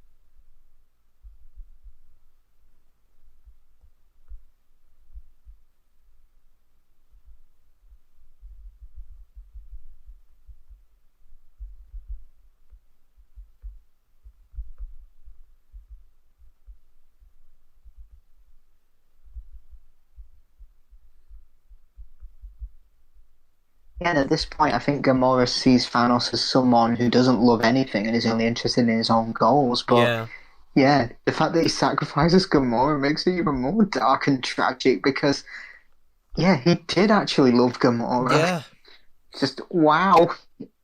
Again, he does have a bit of humanity in yeah, him. He's not a complete emotionless monster, and that's what makes Thanos the best Marvel villain. And yeah, look at him. There's tears in his eyes. It's like yeah. it's almost like a hero making the sacrifice for the greater good. And it's that incredible moment where the penny drops for Gamora, with Hmm. Oh the, yeah, the whole definitely. tears really, and Red Hmm. Skull, they're not for him, and it's just like that is the moment where the penny drops, and it's like, oh shit, I'm screwed. Yeah, because I think Red Skull just says they're not for him. Yeah, Um, yeah, because she just thinks, oh, he's crying because he's failed in his mission. yeah, But nope, it's even worse. yeah. It's far worse than you could imagine, yeah. And you feel sorry for Thanos. Hmm. That's the thing. Like, Yeah, you feel sorry for the villain. Just wow. and it's like the fact that she even tries to kill herself to stop this from. Yeah, to stop him from getting the stone, just wow. And this piece of music is just the standout of the soundtrack for me.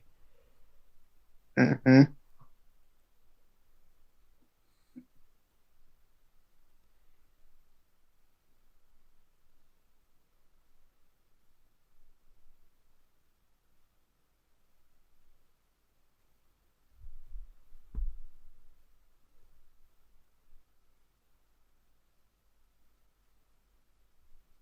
Wasn't there a website or kind of like a hashtag that said Thanos was right or something like that? Yeah, yes, there was, I think. I mean, that's like the kind of movement you'd see on a show like Gotham when people start copying Jerome Yeah, Velasquez's movement. Just like, that's a bit worrying. yeah, just a tad. Yeah. This was right. We need to wipe out half the population. Just okay, maybe not. What if the Thanos was right? Movement created COVID. Oh God. Oh Yeah, God, that went dark. Fucking hell. yeah,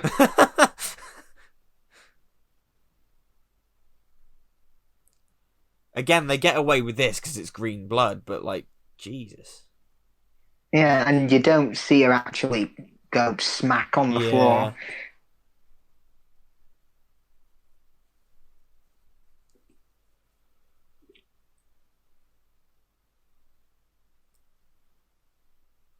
The Disney animated film Tarzan that has a hanging scene, and I'm like, Jesus, they got away with that, and that's still a U. But Frozen, for some reason, is a PG. The What? DBFC is weird. It really is. Like, It is, they need to yeah. take a look because so many things are like they're still Hmm. an 18. Like they Exactly, yeah. like I don't know. I Hmm. don't personally think something like the original Halloween should still be an 18 because yes, it's a very scary film, but there's no blood in it. It's by today's standards. I think that should be lowered to a 15. But then you've got fucking Attack of the Cybermen being classified And a that's a U. U. It's what the fuck? That's got more blood in it than the original Halloween. Yeah, I know. It's It's like, well, funnily enough, in Australia, Attack of the Cyberman, it's rated an M, which is like for mature, yes. and that's like a 15 rating. Yeah, it's so weird. So we talked over it earlier, but the huge response from the audience when the Black Panther theme started playing really Hmm. shows how much of a cultural storm that film and Hmm. this character was and is. Definitely, yeah. And yeah, while he was making this film, he was ill with cancer, wasn't I he? believe so. Yeah, you would Yeah. never know. I don't think he told anyone, did he, that he would stick with No, cancer? not at all. Blimey.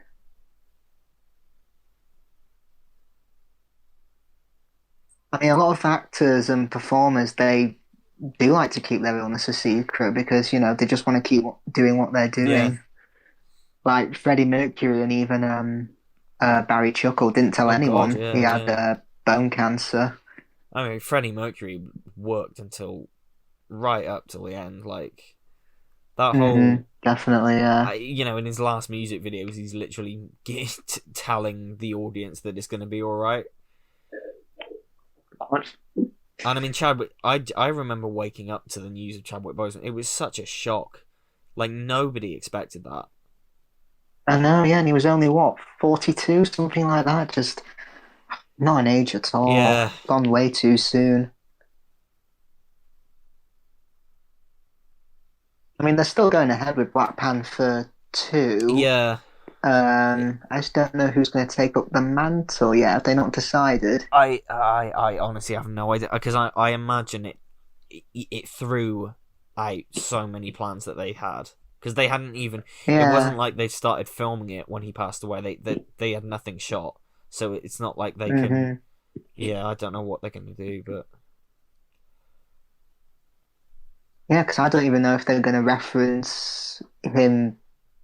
Are they going to give him an off-screen I death don't or know. like a tribute or anything? We just don't know I mean, yet. I like Hmm. that the last time we see him is in like in live action anyway because he's in What If, but the last time we see him in live action is him and his family embracing each other watching the fireworks. I think that's a nice, Over the yeah, city that he's king of, that's a yeah. fitting Hmm. end. uh, Exactly, yeah. I mean, I would have said Shuri would take up the mantle, but I don't really. I don't know if you've heard about Letitia Wright, what she's been spiting out recently, but yeah, yeah, she's a massive COVID isn't real conspiracy theorist, unfortunately. Oh, So lovely. it's just like, Oh oh, dear. I don't. Let's not. Hmm. And get this man a shield. That was in all the trailers, I remember.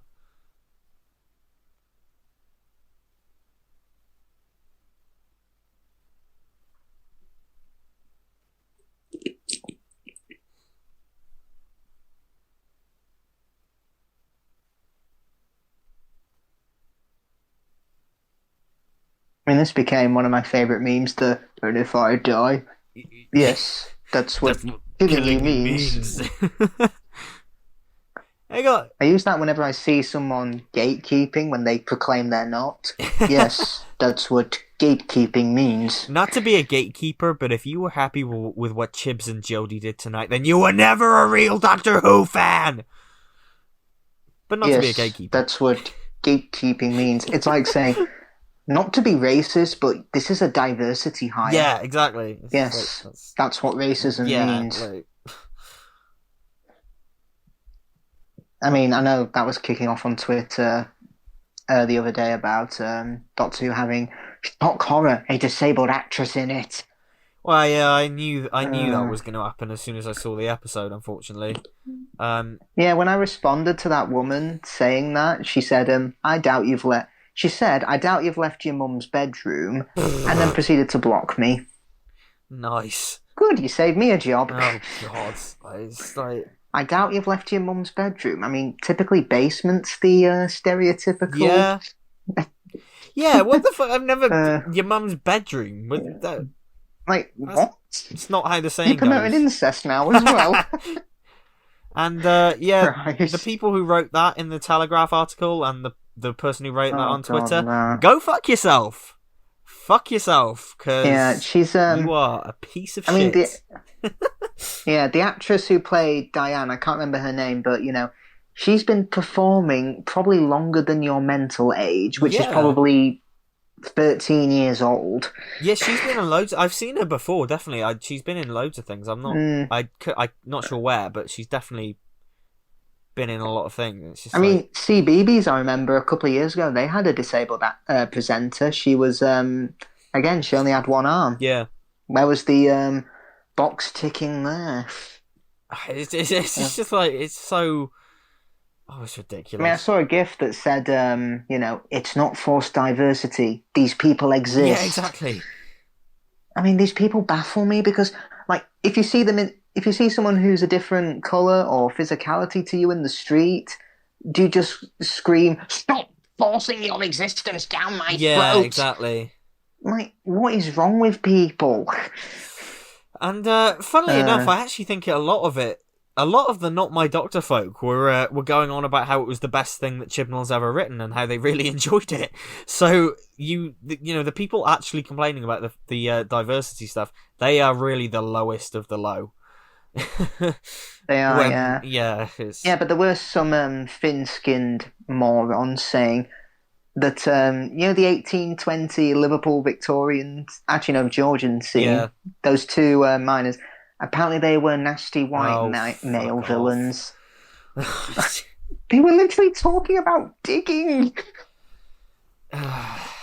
Oh, they just want to be offended. Yeah. I guarantee when RTD takes over for the next era, they're gonna say RTD is sold out to the woke crowd. Good lord! Oh god, well it's the whole thing of like, you snowflakes, we live in a snowflake society. Sorry, you're the one having a fucking tantrum about a black person being on the telly. Exactly, yeah. It's just ridiculous. If there's this much diversity in TV and film, what's it like in the real world?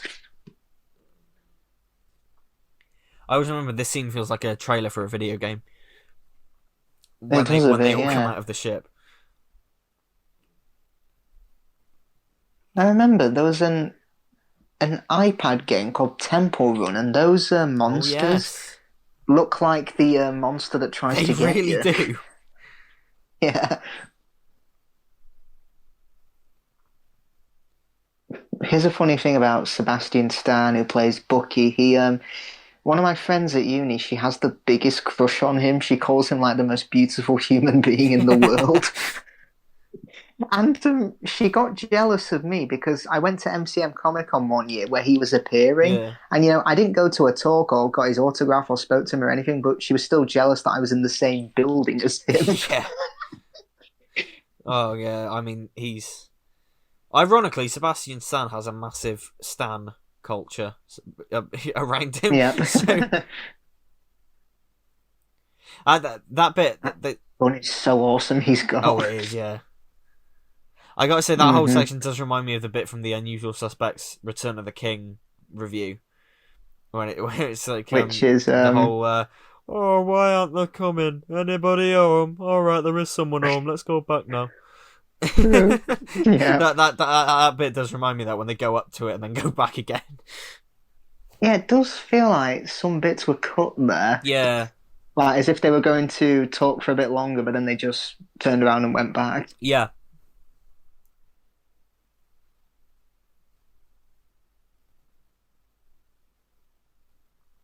Actually, T'Challa's suit, like considering the MCU does like to CGI over a lot of its costumes.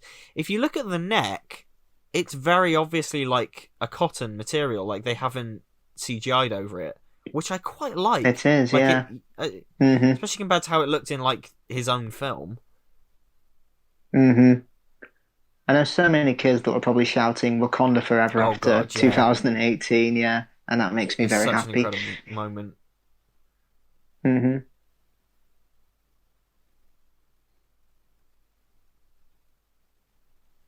And of course, in the trailer, the big money shot of the first trailer was the Hulk in this battle as well. And of course, That's true, he's yeah. not in this at all. Yep. I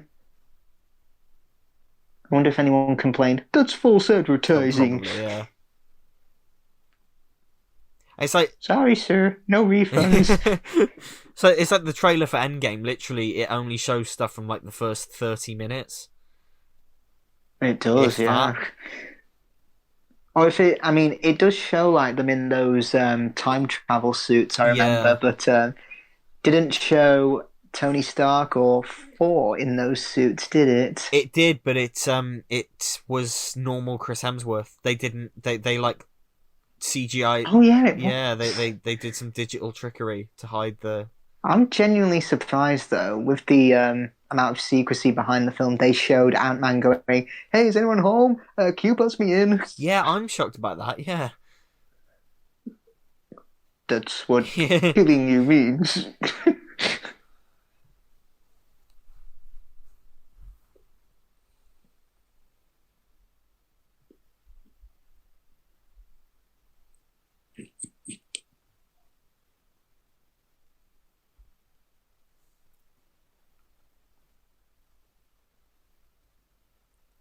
Feeding you the time vortex, Flux. Oh no.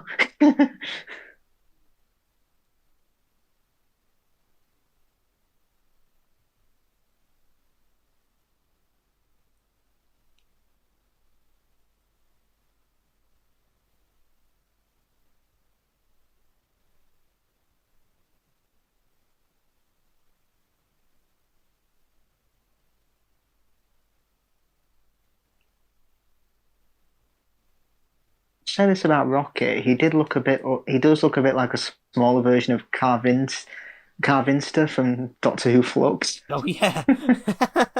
Yeah. Though I actually thought he looked a bit like Bungle the Bear Carvinster. You're right there. Yeah. I mean, Yeah. he's well. I thought And so many people were saying he sounded like the he Absorber did. Loft, and that's He true. did. Somebody, Doctor Who Poop posted a video where they edited the Absorber off into the opening scene. And it's like, Oh, nice. alas, the greatest feast of all, the Doctor. And it just cuts to the Doctor and Yaz going, what? Trick. Oh God! Imagine if he was in that trick or treat bit with that psychic connection. Trick or treat, Doctor. Hello. You won't let an innocent man die. And join us. Wait a minute, you're a woman now. Oh, I'm not absorbing you. I'm going to absorb the first Doctor. Maybe he's got Dalek's master plan. Oh my god, do a sequel to Love and Monsters, but make it about Not My Doctors. And have the Absorber off be a Not My Doctor. Russell, I am begging you. Please. Please do it. You can't hurt me. I'm such a big orfish thing. Oh. Oh god. Mm-hmm.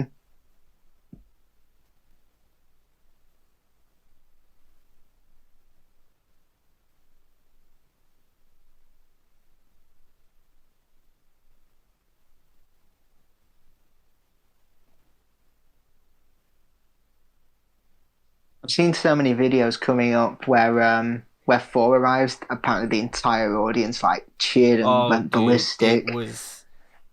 To be honest though, I've never been to a screening apart from probably Day of the Doctor where the audience was like cheering and laughing and screaming. I mean, it does happen quite a bit with MCU films. Like people were laughing, but aside from Day of the Doctor, I've never been to an audience where people have stood up and applauded at the end, Yeah, and which I do find a shame. Endgame was the closest I've had to that because the whole you could just feel the whole cinema just silently, Hmm. like everyone was sort of like touching their friends and going, "Oh God!" Like, and I think it's Yeah. because this especially was is just like it's so epic. It's the first time we've heard a full, proper version of the Avengers theme. We've had little hints of it, but it's the first time Hmm. we've heard the full, and it's just yeah.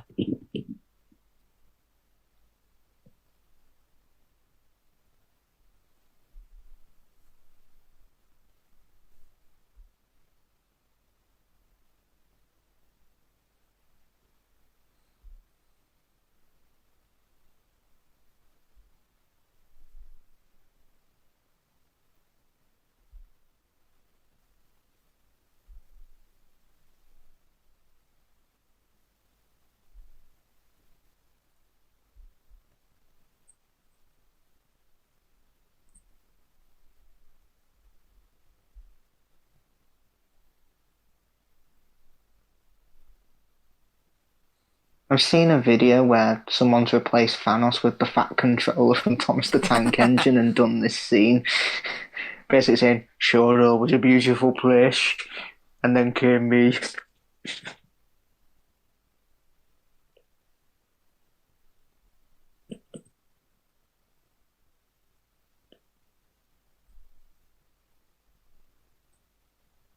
And a detail I like is that every time he gains a new stone, um, I think it's only in the start of the film, though, he sheds his armor because he Yeah, doesn't need yeah, it. exactly. Yeah, it's very cool,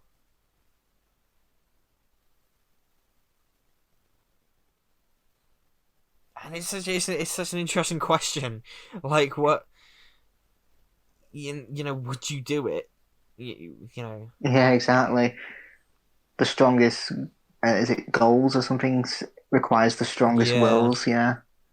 and it is just like well, you do see where he's coming from. You don't agree with it, and the way he But goes about it, but you yeah, know where he's coming from. the best the best villains are the ones you can understand Yeah, and kind of relate to.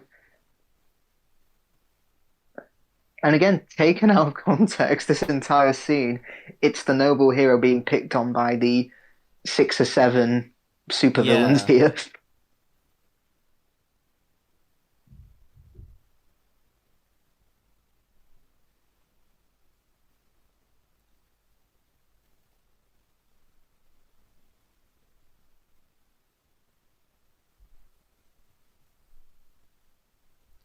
And the great thing about this fight is they're all using each other's powers to their advantage.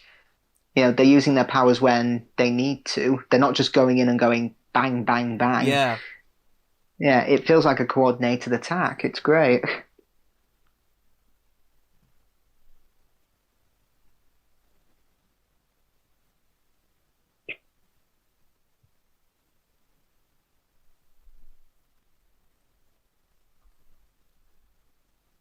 Remember they edited out the middle finger for a lot of the trailers and stuff. Okay. Oh, that magic. Magic. Imagine with it.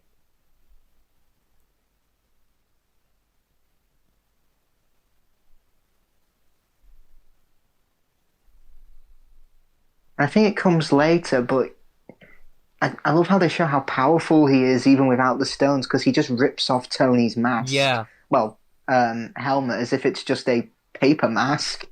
Yeah.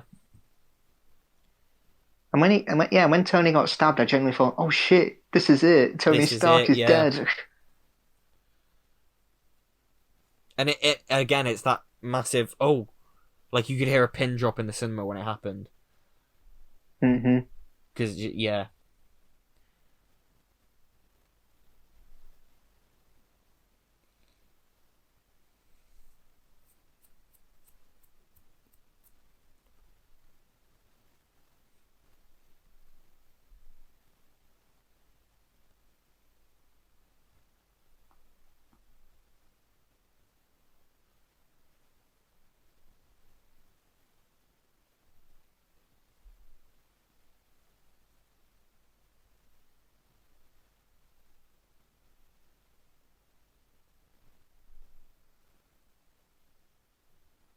Yeah, and I think it was this scene that had the most criticism from a lot of people, saying that Star-Lord ruined the whole plan. Yeah. But I don't see it as a betrayal of his character. It fits perfectly because when he's told Gamora's dead, does he cope with grief quietly? No, he acts like a child. He's like, "No, you didn't kill her, Yes.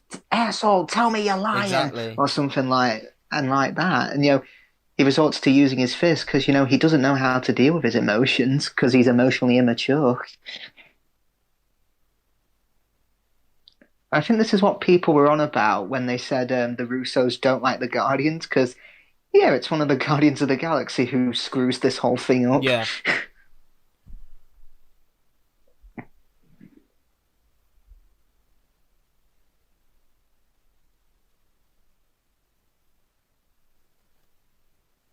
Oh yeah, and also didn't Thanos kill Drax's people as well?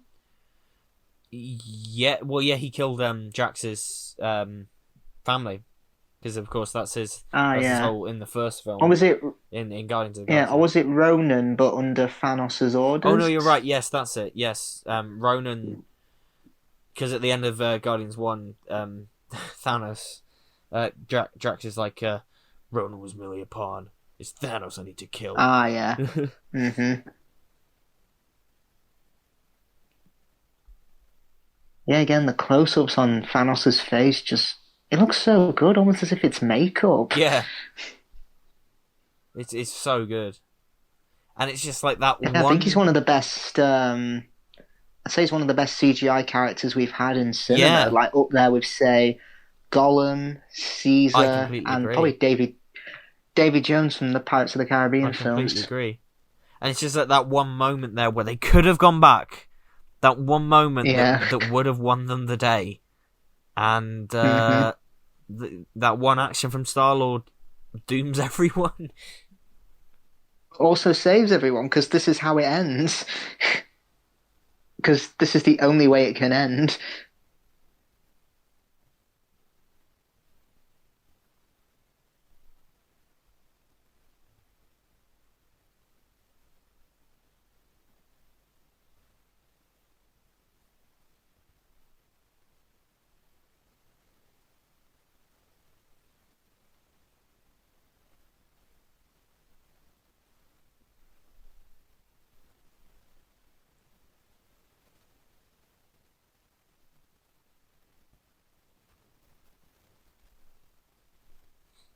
I love Bucky's mentality here. Doesn't question the talking raccoon, just picks him up and Yeah. says, "Let's just shoot them together." I think the honest trailers said this. It was like, yeah, look, you either don't get these films or you fucking freak out at the fact that Bucky just picked up Rocket Raccoon and used him like a turret. Yeah, Yeah, why that's exactly. such a big moment. hmm Yeah, this is the first time Cap and Thor have seen each other Yeah, since the yeah, end of Age of Ultron. That's 3 years, I think, in this yeah. timeline. I love that. I am Steve Rogers.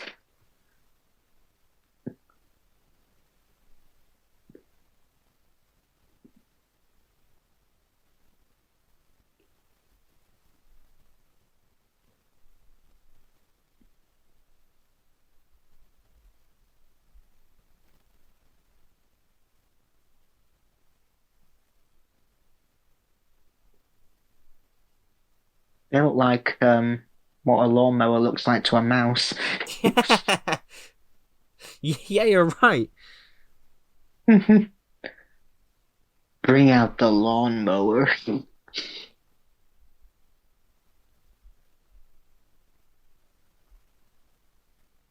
mean, this got a huge laughter. Why was she up there this whole time? I love the line delivery as well.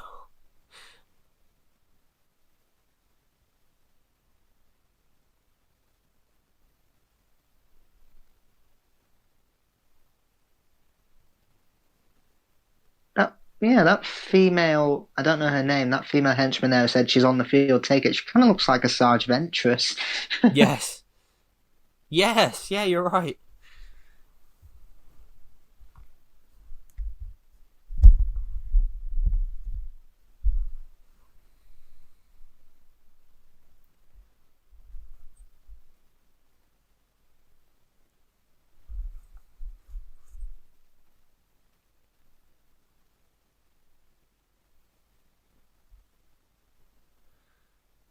And it's just mad to think that this whole massive battle is just to protect one man, essentially. Yeah, just one man. Yeah.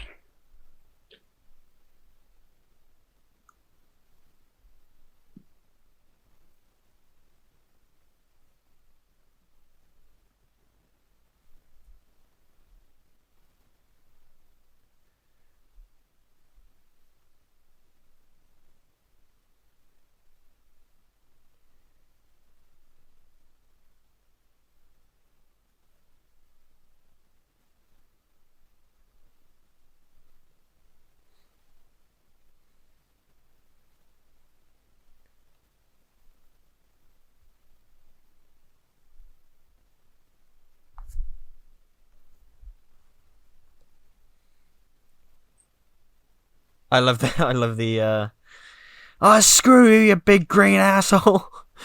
I'll do it Yeah. myself.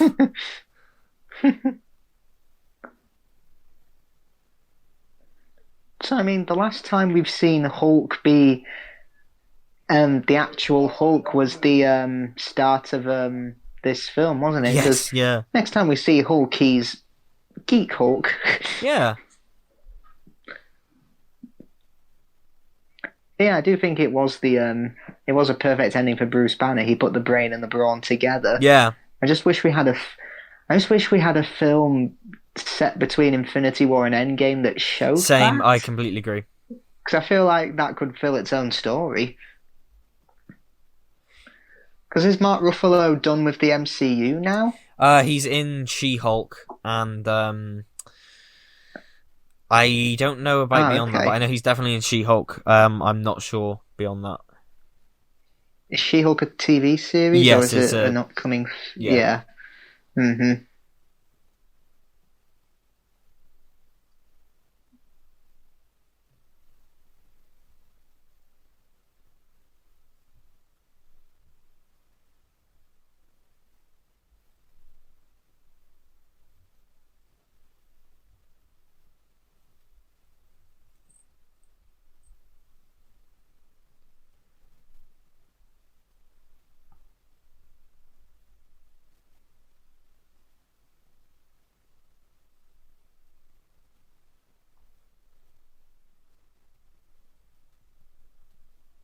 Oh yeah, the only time Captain America appears without a shield, I just realised. Yeah. Well, his iconic shield, yeah.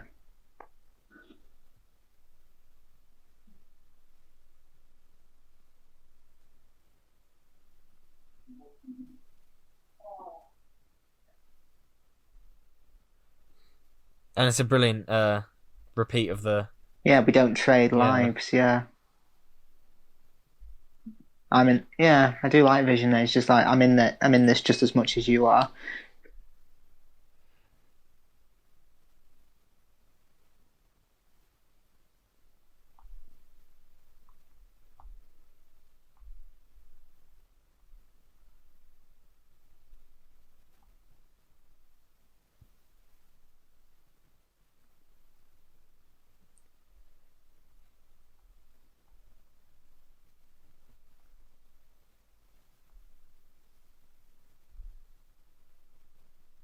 Butterflies. Yeah. So non-threatening. This is proper comic book, like millions of Yeah, just strange. turning into millions of Doctor Strangers. Yeah, because if you look there, I think he uses the Soul and Power Stone to find the real one and break the magic. Yeah. So yeah, I think Thanos could easily do that with, say, Ant-Man if he was shrunk down. So yeah, Yeah. the whole Ant-Man going into Thanos' arse, that's why it doesn't work.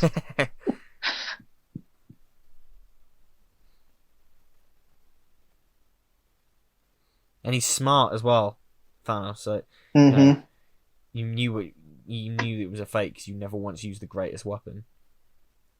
Exactly. It's brilliant. My only curse is you. Yeah, again, this feels like, Batman meeting the Joker. It finally Definitely. feels like Iron Man has met his Yeah. match. Yeah, just that brief look of horror on Tony's face is like, shit.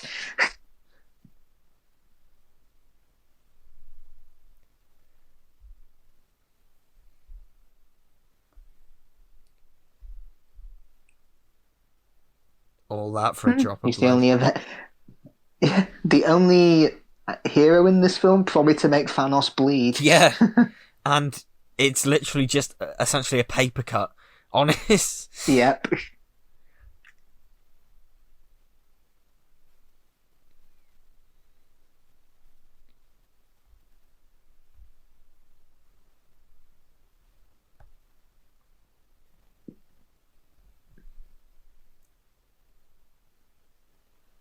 Yeah, Oh god, that yeah. moment there when he gets stabbed, I thought, oh It no, is. this is how Tony Stark It is dies. an insane, like, it's such a good moment. Like, just the way that the soundtrack just stops. It's so good. Mm-hmm. I can remember there was a criticism of MCU films that no one seems to die. Yeah, wow. Like, name a named character who dies in an MCU film. The closest that come to mind for me are Yondu and Quicksilver. Yeah. And then this film comes along and says, okay, let's wipe out half of them. Exactly, yeah.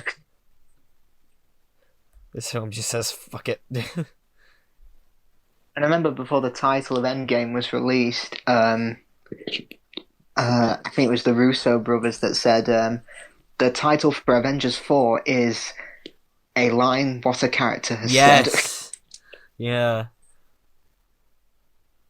Avengers, you should have gone for the head.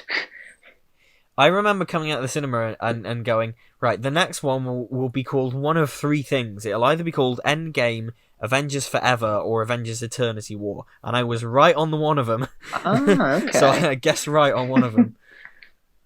Well, the original titles for these films were going to be Infinity War Part 1 and Part 2. Yeah. And yeah, I think that was announced in 2014, but seeing how their vision for the MCU did change quite a bit, Yeah.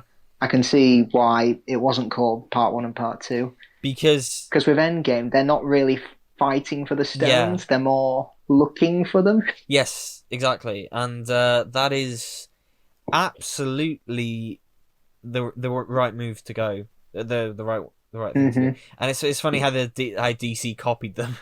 Because they announced Justice League Part 1 and Justice League Part 2. Mm-hmm. Yeah, I can remember that. It was like MCU announces all their Phase 3 lineup, and DC was like, well, here's all our films. Yeah.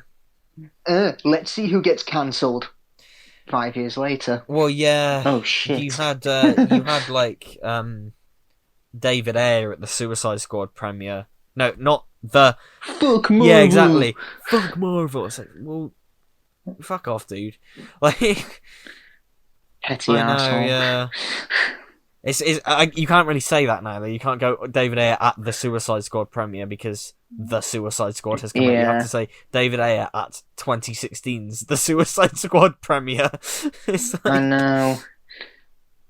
You could have at least given it a subtitle like Suicide Squad More Badness. Suicide Squad. Suicide Harder. I mean, I'll say this about the 2016 version. The tagline was "Worst heroes ever." Yeah, well, that's true.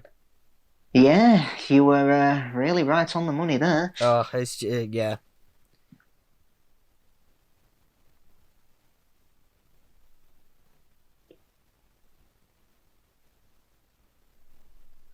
And I can remember when the new year came around for 2018 to 2019, people were, if you start Avengers Infinity War at 10:45 or whatever, yeah, the new year will begin when Thanos snaps his fingers. Yes. I wonder if anyone did it 2019 going into 2020. Probably. Yep. Yeah. I can remember someone once did it for The Room. Like, if you start The Room at 11:30, you'll get to, oh, hi, Mark. You'll start the new year with, oh, hi, Mark.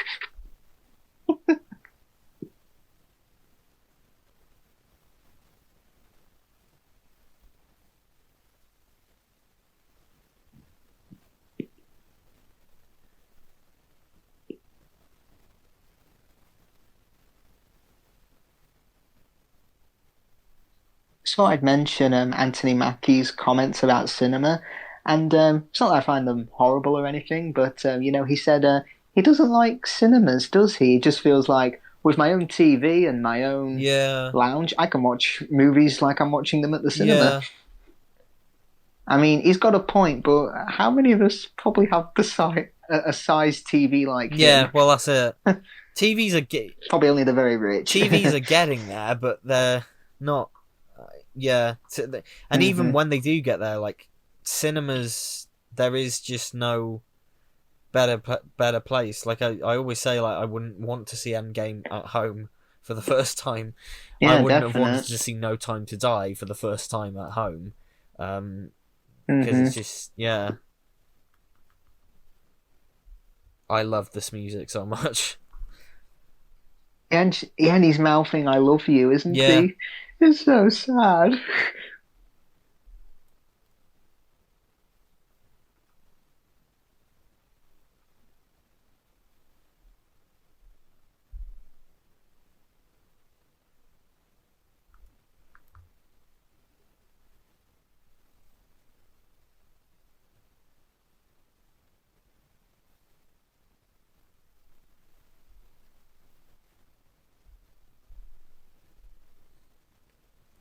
Yeah, like how Cap is. You could say it's technically four, but yeah, he's the last hero standing between him and the final stone he needs. That's yeah. perfect, I think. It's so good. Hmm. And funnily enough, in the trailer, that shot there of him fighting against the gauntlet, there were only the power and space stones on it, Yeah, weren't they there? removed. Yeah, They removed the reality stone and I think the soul stone.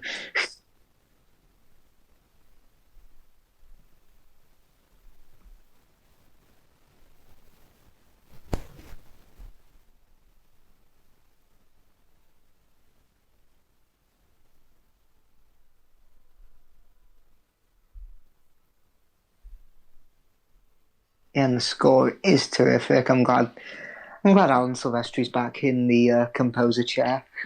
yeah. Same.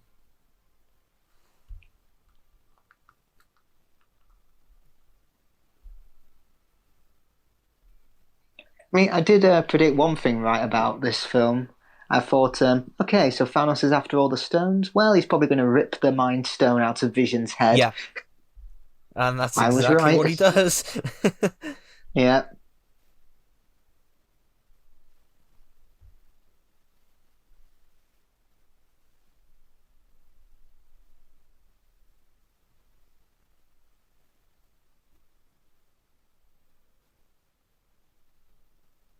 Yeah, I like that confrontation in the next film. You took everything from me. I don't even know who you are. When you get blocked by someone you've never met on Twitter. Oh, it's so good, isn't it? It's like, yeah, oh God, yeah, we'll get there.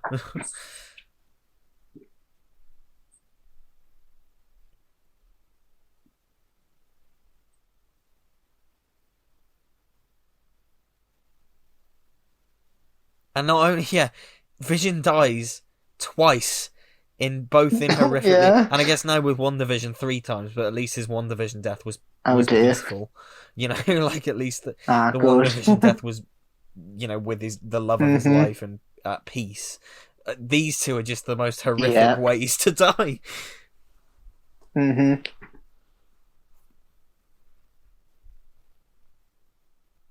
Yeah, and the way it's later on when uh Nat is looking at Vision's body, it almost looks like she's gonna Yeah, vomit.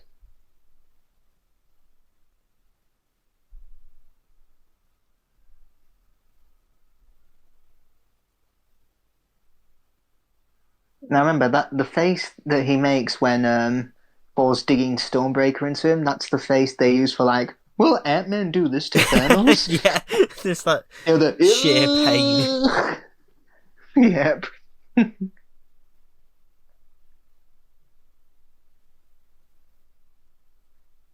Again, his own he can't just give Thanos a quick death, he's got to let him suffer for his own Yeah, ego and revenge.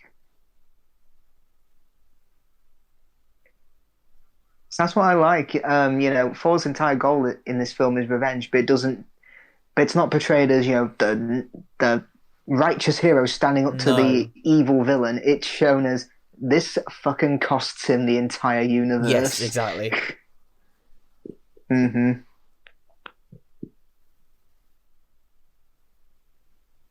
No. It's so interestingly, this scene with Thanos and young Gamora, this was going to be mirrored in Endgame when Tony did it, wasn't it? Because there's that deleted Oh, scene. okay. Yeah, there's a deleted scene of him in the kind of soul dimension, I guess, Mm-hmm. meeting a grown-up version of Morgan Stark, and Oh, nice. she and yeah, it's a mirror to this scene. I'm glad they cut it because I don't think the performances are very Yeah, I good. think it might have taken away from his Yeah. because yeah, Thanos doesn't die here, whereas Tony does when he Yes. makes that Exactly. Yeah. sacrifice. Plus, So yeah, yeah. I don't think it would have And I don't worked. think the performances were that great in it. To be fair, it wasn't a great scene, but it was a nice mirror to this. It was just not. It didn't work too well. Mm-hmm.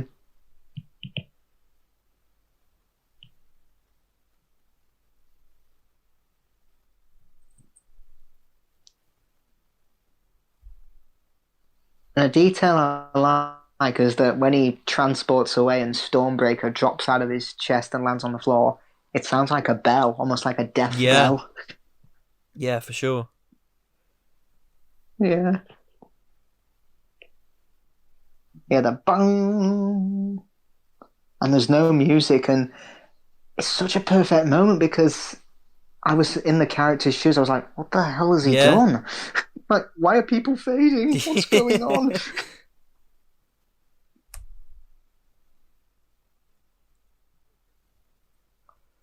And now Steve has lost the only thing from the past. Yeah, he's lost the only thing that was from his Yeah. previous 1940s life. And I remember in the cinema you just hear mutterings of people going, "No, no!" Like Yeah. it's Well, I can remember at the post-credit scene when Nick Fury faded, I was like, "Oh, come yeah, on!" it's the Spider-Man thing that made everyone go, isn't it? It's just the Yeah. Is it true he based that on the "I don't want to go" from the end of time? yeah, yeah.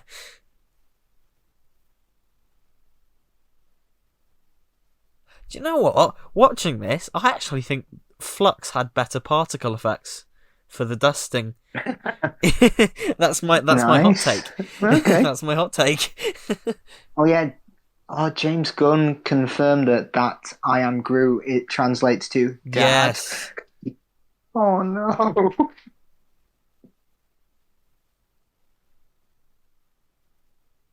There for Scarlet Witch. That's so Yeah. sad.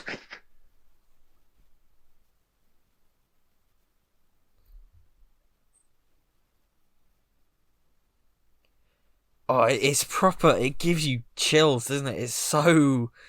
Oh, Yeah. It does. it's properly grim. Mm-hmm. I like how you can hear thunder rumbling as well. A storm's coming. Yeah, funnily enough, that just shit me up a bit then because I can hear thunder outside my window.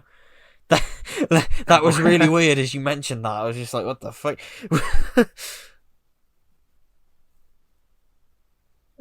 And I think Star-Lord's last word, oh man, Yeah. that does fit because, yeah, that's probably how he would react to death. Oh man. Literally all of the Guardians apart from Rocket go. Yeah, that's true. Well, apparently there was a debate amongst the writers that they were originally going to have Rocket fade Yeah. and keep Groot. And in those 5 years, they would have all learnt Groot, but they thought it was just too difficult. And I like because obviously Spidey, he's got the spider sensor. He feels it early, and I like it's almost like his Yeah. powers are kind of fighting back against it. Because if you look at his hands, they sort of start going, Hmm. but they kind of try to stay together. Like if you just look at his whole That's body, they're like true, yeah. trying as hard as they can to stay together. And one detail I like is that Tony checks his own hand to see, am I fading as Yeah, well? But yeah, it's even worse. He's now got to live with this. go what a fucking cliffhanger this was. It really was just Yeah, like I a know. punch to the.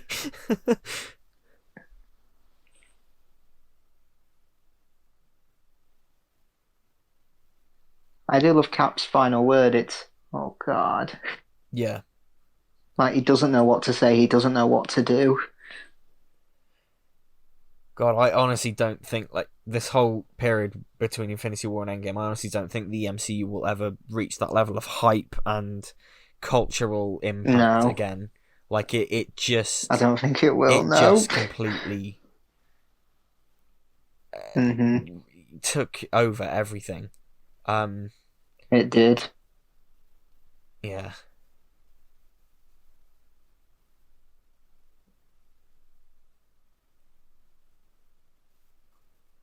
And it ends with just Thanos. yeah.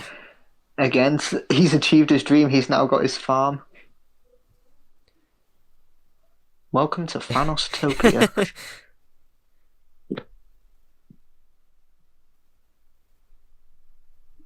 Like that scene in The Emperor's New Groove. Isn't it great? I'm gonna snap half the universe away. I'm so happy. But where will we live? Don't know, don't care. How's that?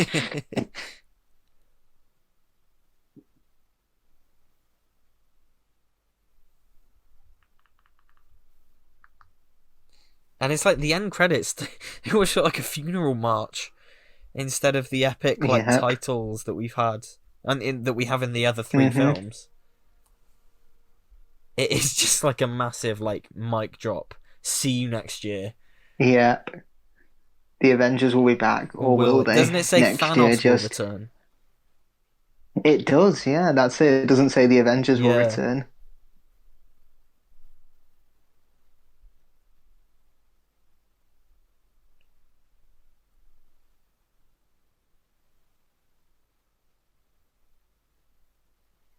Yeah, because this music here, it does remind me a little bit of the I can't remember what the track's called, but it's used when Tony Stark's funeral. Yeah. It does remind me a bit of that, but it's for all the. It feels more bombastic because it's for all the Avengers that have Yeah. died. Definitely. Definitely.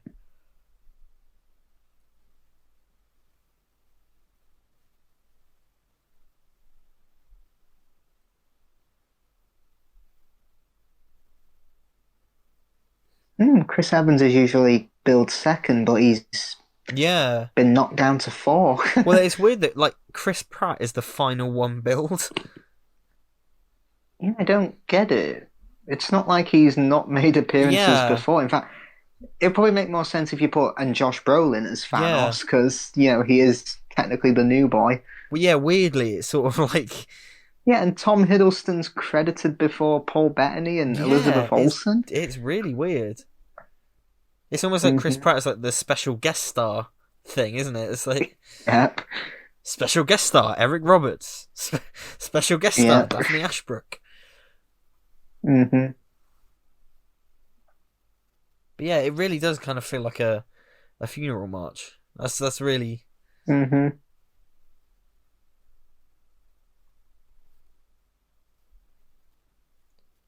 There's no mid-credits scene, is there? It's just a post yep, one. just a post one. And And I like yeah, how it wasn't a joke. It was like again, it was a tease for Captain Marvel, but it shows why they need her. yeah, yeah, and it's the whole.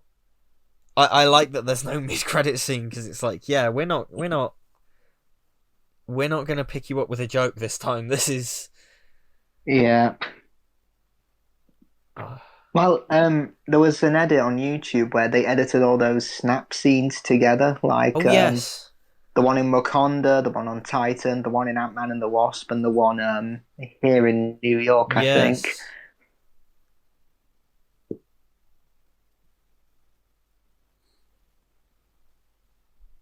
I just remember leaving the cinema and being like, Jesus Christ, like it's such a Yeah, just like everyone was in shock. They were just like, "What just happened?" and I mean we only had to wait a year to see the conclusion. Hmm. People in 1980 had to wait 3 years after The Empire Strikes Back. So Yeah.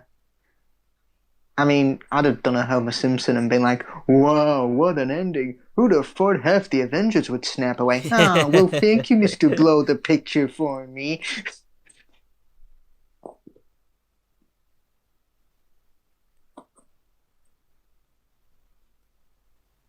I mean, that scene of them going to see The Empire Strikes Back, that now implies that Bart Simpson is now 41.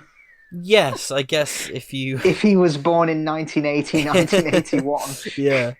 Oh, God.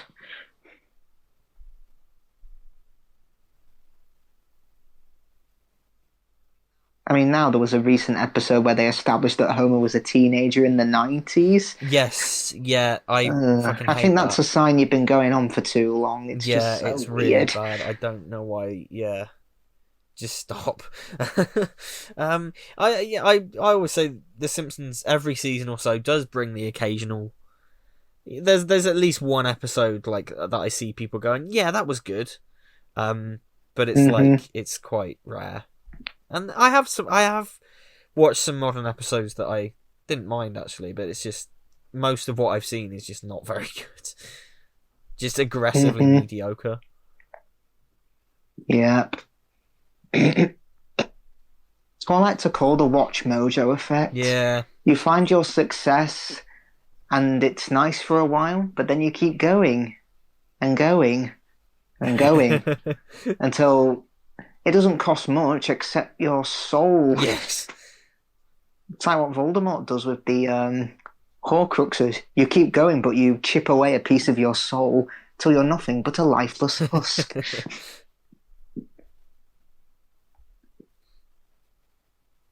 But yeah, honestly, Infinity War, um, great film. I wouldn't recommend it to a newcomer, obviously, but Yeah. it definitely makes those previous 18 films build up totally worth Yeah. it. It is good. It's not like it's I tend to find myself leaning more towards the emotional wallop of Endgame than the kind of the Hmm. spectacle of this one. But every time I watch it, it is just like to be able to juggle that many plates, Hmm. and not really drop any. That is You say that as plate units comes up oh shit, yeah. on the credits. That was entirely unintentional. But yeah, no, Mm. like it is an incredible feat to. It definitely is, yeah. I would say Endgame is probably my favorite out of the two because Yeah, it um it feels more like a coherent film because this yes, feels like four films mashed together, but they all feel at least coherent and they are building to something. They don't just feel random yes. scenes inserted all over. Yeah, I completely agree. I don't. Yeah, I don't think it feels like really like a film. It is weird to say, but it's But yeah, Endgame feels more like a coherent film to me. But that's nothing against this. This is an incredible cinematic Hmm. achievement. It has Yeah. the audience in the palm of its hand, pretty much. Hmm. And yeah, just giving the fanboys what they dreamed about for years, really, and that'll only Exactly. Yeah. continue really in Endgame, which Hmm. yeah, Oh, these credits are they are. long.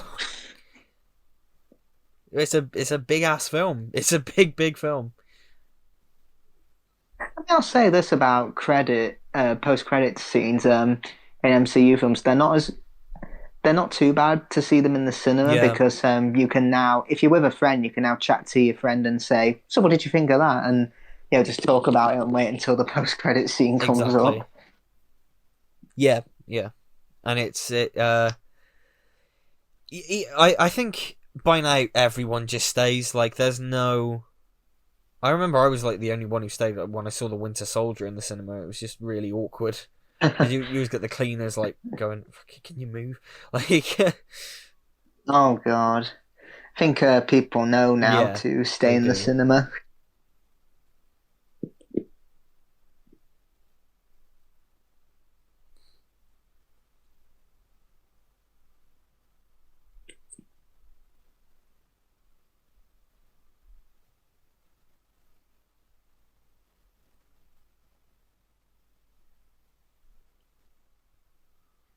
Any minute now. Oh, sorry, we've run out of stuff to I know, talk about here. Look at all these people. This became the third film I think to make fourth film to gross 2 billion at the box office. Am I right? I think so. Yes, I believe so. Because the first two were Avatar and Titanic. Then it was The Force Awakens. Then it was this. Yeah, yeah.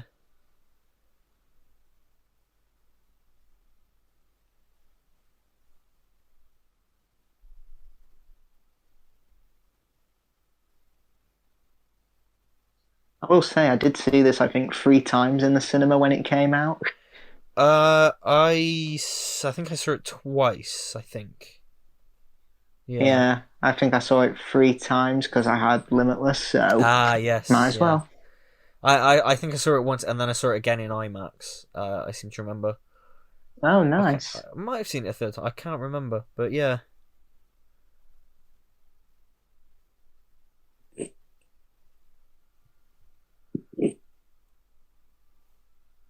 Because I know this is one of those annoying things where they filmed it in IMAX, but they released the Blu-ray cropped, so they didn't open up, which was such a missed opportunity. Have they done that for the 4K release Nope, or they not? haven't. Oh, that's a pain. It is annoying. It is annoying. Mm-hmm.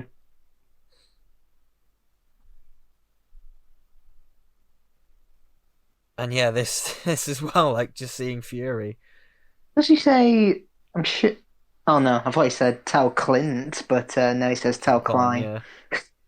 Yeah, I thought it was referring to Hawkeye then. I mean, of course, at this point, it was Clint is with his family, and his family are dying. So, and yeah, I'm sure someone's edited that in as well. With, it coinciding with Clint's family disappearing. And yeah, I mean that was the thing after this as well. It was like, where the fuck were Ant-Man and Wasp and Hawkeye? Yeah.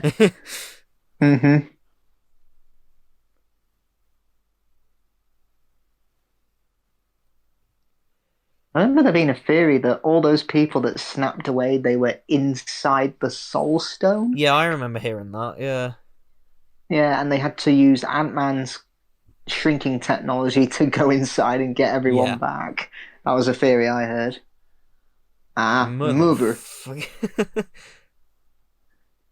Endgame opens with him going to heaven. Fucker. So his first instinct is to call Carol, which is I like that, but also that implies because he knows this is out of his league. Yeah, but is he carrying that pager with him everywhere he goes? Like just Possibly, in case. Yeah, you never know. I'm just going out for a pint of milk, but just in case. Yeah, there it is. Thanos will return, not the Avengers. Yeah, and he will return in our next commentary. Avengers Endgame. So yeah, we hope you enjoyed the commentary for Infinity War. In the meantime, go subscribe to Isaac's channel, and we'll see you next time for Endgame. Bye bye. Bye bye.